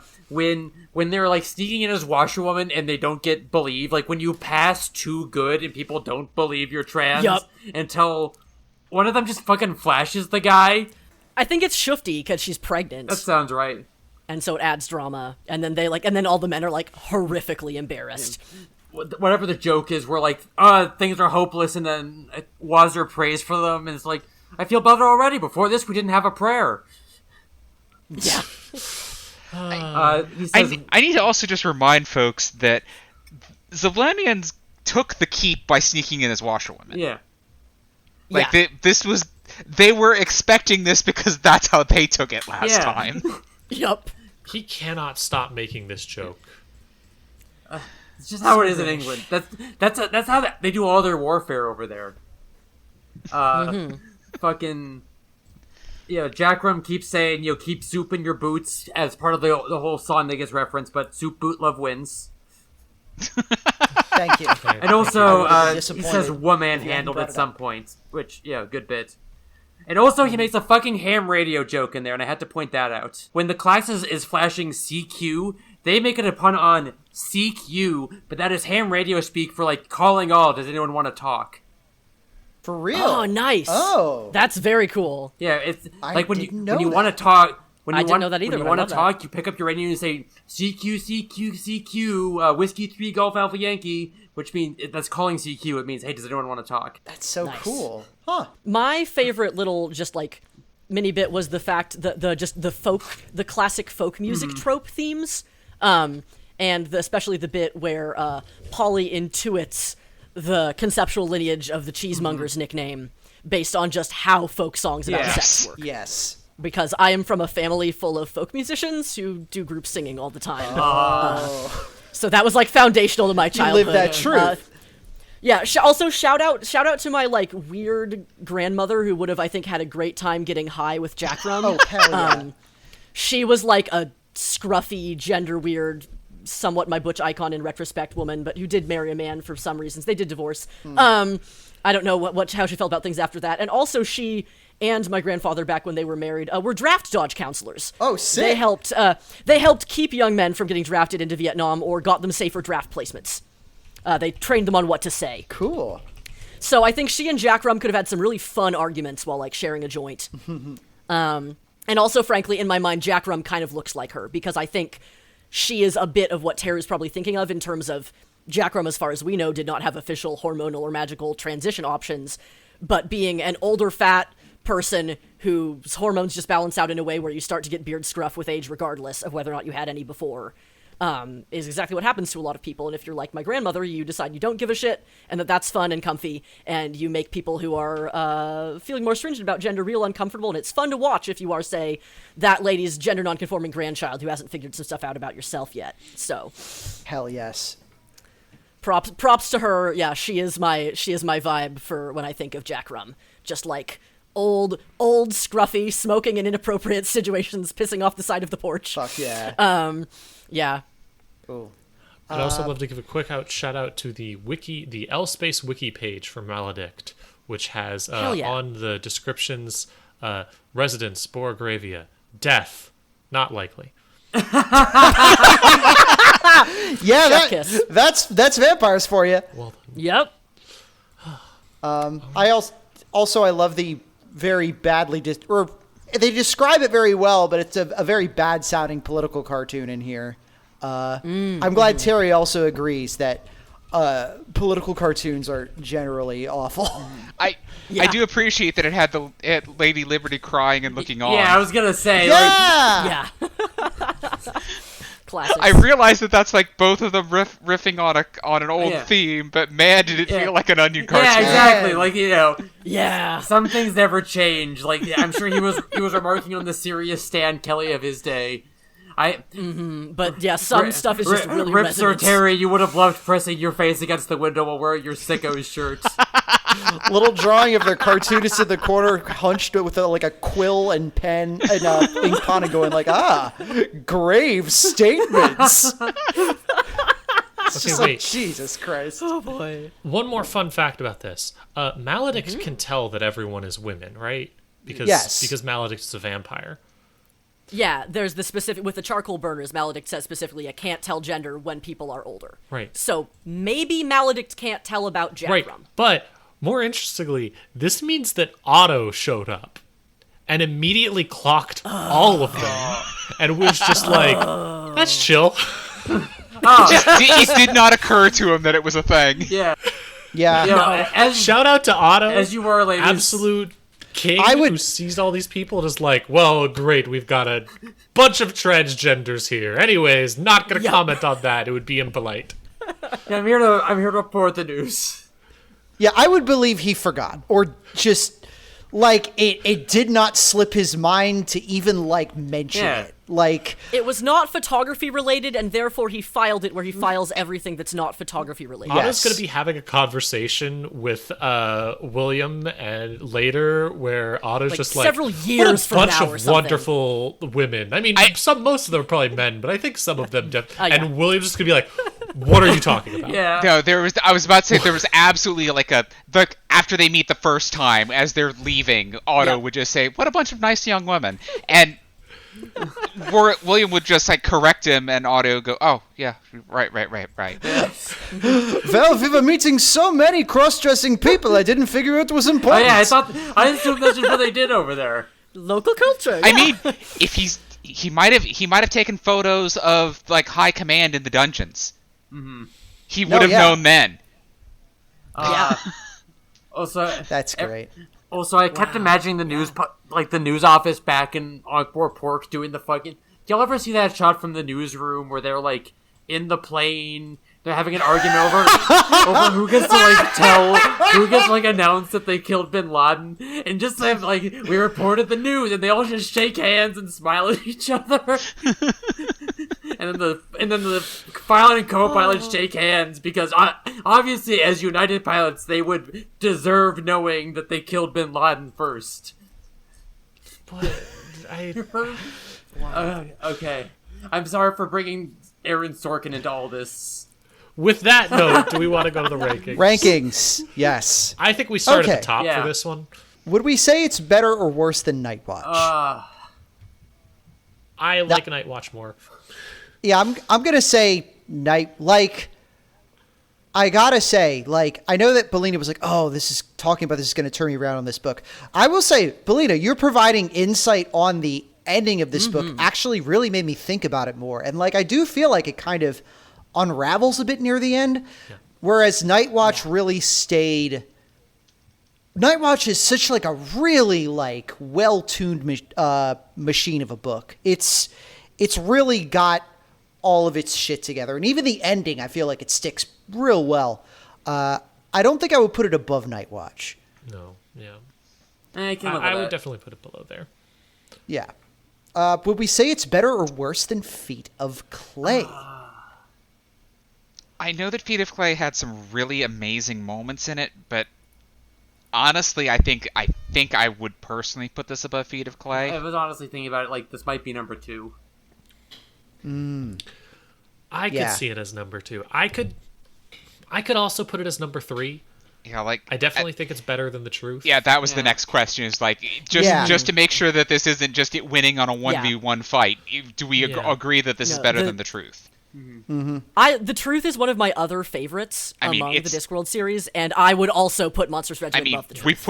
We put The Truth as number 3 out of 30 so far, so we're definitely of the same mind there. And no, all my faves are in your top 10. I really love The Truth, but I think The Truth, if we're saying that this book falls apart a bit towards the end, The Truth definitely falls a bit towards the end. Hey, did you catch the other reference to The Truth in this book, where they mentioned the unified potato church in it? Yes! Saying that it's a little too uncomplicated for you. Incredible callback. Yes, that was in my notes. I forgot about it. Thank you for making sure we caught that one. Yeah, that was great. I could slide it in at number 2, honestly. Feet of Clay is still really good, and it is still in my mind the archetypal watch novel. But we're in such rare air up here at the top of the list, up here in the bangers era, that it's up here, surrounded by over 50% of all the lesbian fan fiction in the fandom. Yeah, we're just sitting on a mountain of lesbian fan fiction. And you know me, I respect women. I suspect the rest of you do as well. I didn't know that you respected women so much, Grace. This comes as a total shock to us. Well, they're some of our foremost installers of Debian, so... That's really funny, because I don't respect women. I've never respected women, and I never will. I disrespect them, actually. This is an incredible lie. I don't know where I was going with this bit. Well, I respect that. I've been trying to figure out a contrasting bit. Yeah. But I guess I could say I will disrespect women by appointment only. Yeah. I disrespect women when they ask me nicely. Yes. So probably doesn't count, but... Batting my eyelashes very cutely right now. Exactly. Anyways, thank you for listening to Discovers. We really appreciate it. This was Monstrous Regiment. A bit of a longer one, but I think it was a really good episode. Thank you for joining us today, Moss. We really appreciate it. It was a genuine delight. This book, getting to talk about this book is something that I would happily do for multiple hours, whether or not a podcast was involved. So the fact that a podcast is involved is kind of a fun bonus. Oh, yeah. We'd love to have you on at some other point in the future, too, if you've got a clear schedule. Hell yeah. Yeah. Feel free. I am a person who enjoys making time for podcasting, and I am an extremely chatty bastard. Cool. I have podcasted before. If given half an opportunity, I will podcast again. In the meantime, when I'm not podcasting, I also make weird little tabletop games that are very often about gender and trauma. So, if you like things like Monstrous Regiment, honestly, some of that might be a fun flavor too. Where can we find those online? Itch.io. Beating the Binary is my handle phrase that you can use to find me on many of the apps and things.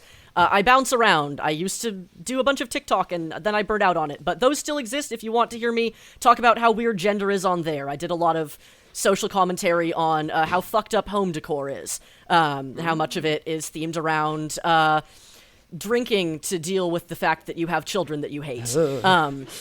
And things. Yeah, I did Wine Mom analysis as a joke, and then the internet exploded at me, but in a mostly nice way. Oh, that's good. Yeah, no, it got way more intense than I thought. I was getting a lot of people figuring out stuff about their own gender, and also a lot of the adult children of alcoholics telling me they really appreciated the thoughtful, critical commentary, because It really is unsettling. So yeah, again, I feel like, I don't know, if there was TikTok in Borogravia, I think I would be popular with people in a very secretive way. Hell yes. And things, but yeah, so I do various things, but mainly what I do right now is I make weird, tiny tabletop games. The biggest one I've made is about being a messy queer and or trans 20-something who's badly processing a recent breakup. So it's a game that either people love or would never want to play in a million years. But my friend Dracos is exactly the person who wants to play that game. She loves that kind of thing. I'll send that to her. And I'll put a link to that in the show notes, so make sure to check that out. Me and Grace made a tiny little tabletop. We'll have to tell you about it later. It's very real. Hell yes! Not a joke. Tell about it now. We can use this to segue into everybody's plugs and stuff. Oh, yeah, God, do but it. I can't because that's something I made. You know what I can do? I recommend... You can plug stuff you made. You can plug stuff. There's no rules for this. Originally there was, but we kind of forgot. Not anymore. You could just talk about shit you made. You know what? Outback Here's what I'm gonna say. Steakhouse, which I do not endorse. I'm neutral on it. I'm working on a bunch of cool Netrunner stuff. Look at the Null Signal Games channel and possibly find me on Twitch if I figured this out. My streaming out by then. And also check out Speeding Bullets, which me and Grace are currently working on an expansion. I say expansion. You mean series of jokes? You mean Speeding Bullets X Generations? Yes. Hell yeah. Which my recommendation is going to be, actually, Sonic X Shadow Generations was fantastic. I loved it so much. They gave Shadow the Hedgehog pretty good writing, and it turns out I still think Shadow the Hedgehog is really cool. Everyone should play it and be very happy if you like Shadow the Hedgehog. Go play that video game. It's got Shadow the Hedgehog in it, and he's great. I loved it. That's my recommendation for the month. Shadow the Hedgehog. Was nice. I'm still Belina. I'm still most easily found in the show notes. Maybe one of these days I'll beat my depression enough to actually get back to making stuff. Aw. As for plugging, heck with it. Anton Blast came out last week. It is, if you played Pizza Tower, it's another Wario Land 4S kind of game. I don't think it's going to end up being nearly as big a splash as that was, but it's still... It is still another just really good platformer with really good feeling, jumping around and bashing through things. And more importantly, they added a second playable character as a result of the Kickstarter that is basically Holly Holotones. Girl boss. Hell fucking yes. If you saw Pizza Tower and went, why can't I play this as a shitty woman who sucks? Great news. Hell yeah. I have been the internet's beloved Princess Grace. You can find my writing, programs, podcast posts, and everything else is fit to plug at princess.software. I really mulled on what my thing was going to be this week, and I couldn't come up with something, but I scrolled back to my media tab and realized I was watching a lot of Good Eats recently, so it's still pretty good. Go enjoy Good Eats. Good Eats. That's a classic. Yeah. Go listen to Alton Brown. But maybe not about Love to some listen things. to Bill Nye, but food. Yeah. Just not anything about his personal life. Yep. It is fun to watch him and both conclude, oh, you're a little bit weird about certain things in your ideology, and also watch him and conclude, oh, you're like a dom. Yeah. And when I say that, I don't mean in the vague, haha, this guy's like, you watching the absolutely tied someone to a bed. Like watching the Good Eats Reloaded, where he watches old fun old fun neighbor dad Alton, and then comes in with his modern daddy dom shaved head energy is fascinating. As he sort of temporally doms his younger self. It is an experience. I mean, he did that one game show where he kept putting everybody in bondage gear all the time. Yeah, Cutthroat Kitchen. Yeah, just the actual spreader bars. One of the greatest shows ever made? Combining my two favorite television topics, cooking and sadism? Yeah. Fucking awesome show. Yeah, Alton, why do you have all these spreader bars? For exactly the reason you would expect. Must be nice to be able to expense them all for work. Also, I was thinking about him again because for Thanksgiving he brought back his turkey, Derek, but was like, you see how much safer this is than say covering a turkey in molten glass? God, I wish they would make Cutthroat Kitchen for 1,000 more seasons. Maybe not with Alton as the host. We could rotate out hosts. Oh, you get different with different. There's other fetishes. sadists out there. Right. It's such a good concept. Can we Anyways, get like the weird furry scene to start doing Cutthroat Kitchen stuff? But it's more. hey furries, if any of you like cooking and also weird kinky stuff, we should make a television show. Listen, everyone loved Dungeon Meshi. Everyone, Yeah. listen, True. food is in. Like, being horny for food is in. Like, who isn't horny for a game show? I know I am. I know you are, Iris. You know, let's make something happen. course. Go watch Tampopo. Yeah, y'all are pitching while having me as a guest on one thing, you're pitching a different thing I would be qualified for. Hell yes. I will say you could make a great horny comic or tabletop RPG or horny tabletop RPG out of the idea of what if Cutthroat Kitchen, but we played up the sex angle. You could definitely. I do love a horny tabletop RPG. Right before this, I was reading a book about the history of park cruising for a LARP. Clearly. I'm trying to write with a friend. Finally, a Fascinating. sequel to Who Wants to Be a Hypno Sluts. I'm Iris J. You can find me online at irisj.net or Iris J Comics on most of your social media apps. I'm very active on Blue Sky these days. I'm active on Mastodon. I'm on Pillow Fort. I'm on Tumblr. I'm trying to use Tumblr more just because co-host died and I'm mad about it. Yeah. I'm always producing comics. It's not so many comics I produce. Oh yeah, I should also plug I'm going to try to do more stuff with my itch page in 2025 myself. I have an itch page, itch.io/ I believe it's just Iris J or Iris J Comics. I'll put it in the show notes. If you search Iris J on itch, you can find my comics there. I have both stuff under my own name and under my erotic alter ego, Distressed Egg. Very fancy stuff, very fun. This thing I want to recommend, though, is not erotic at all. In fact, it's the opposite. It is nominally intended for young adults. It's a webcomic called Preeny Has to Repeat 6th Grade by the artist Momo Driller. And it's about a little kid named Preeny who she gets a mission from a mysterious wolf on the first day of 6th grade and has to do a bunch of stuff that, like, I could explain the plot, but the easier way to explain it is, like, if you grew up on Neopets or you grew up in, like, the Sparkle Dog scene or whatever, then, like, you would inevitably run into a lot of people creating a lot of very bright and colorful characters and stuff, and they would be imagining little adventures for them to go on and stuff. This comic is that. It is a really deftly crafted and really well illustrated and thought out comic that also stars a character who's like a little kitty cat with a brush for a tail. And also all of the characters in the comic, not just bit characters, but also major characters, were originally purchased as adoptables, if I'm understanding correctly, from like tweens and teens on DeviantArt. Yeah. So they're like actual like real authentic Sparkle Dog characters. That's what you're supposed to do with adoptables. Yeah, integrated that's into so good. integrated into a larger narrative. And it's very cute. It's also talks about some real stuff. It's really good. I love it a lot. It's not the kind of thing that I guess people would expect from me and my brand, but I think that it's just so well made and so creative that it's really worth your time, even if you think, well, I don't know about this. Neopets and DeviantArt like defined my middle school experience, so I feel like I am destined to become an instant superfan of this, and I'm very excited that you chose to share about it because I probably never would have run into it otherwise.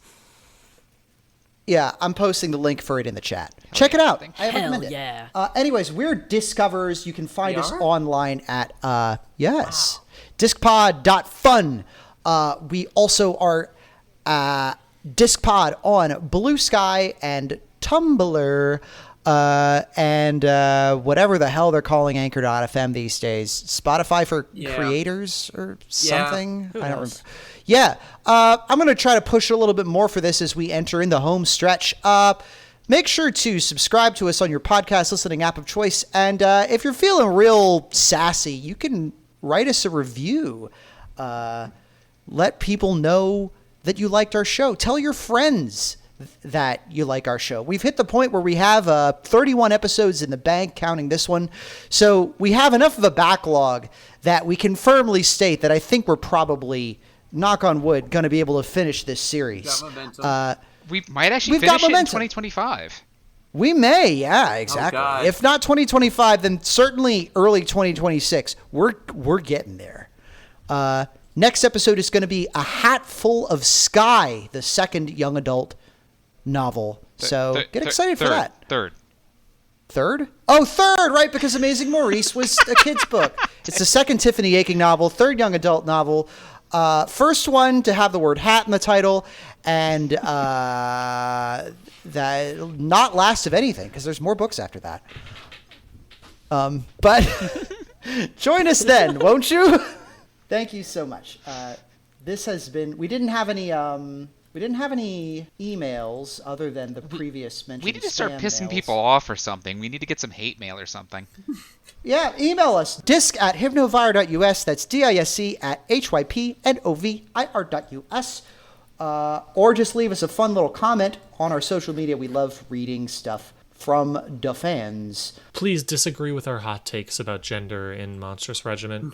Yeah, I'd love to hear your. I'd love to hear your There's takes. so many options. There's so many options, y'all. Go wild. As we say on We Were Hit by a Horse Truck and Got Descended to Equestria, give us your twink takes and your other gender takes. Twakes. Yeah. Do you like left twakes or right twakes? Take some of them. Yeah, truly. Oh God. They were a monstrous regiment when you think about They it. did do a title drop at this one. I did point and hoot and holler. They did. We didn't even mention what the title's inspired Yeah, it by. was like some fucko back in the day who's like, it's not natural to have a queen. I'm glad that just ended. There wasn't even a period at the end of that sentence. It just kind of hit the end of the page. Just a queen. Yep. Anyways, have a good night, everyone. Follow your Follow your Thanks for dreams. listening.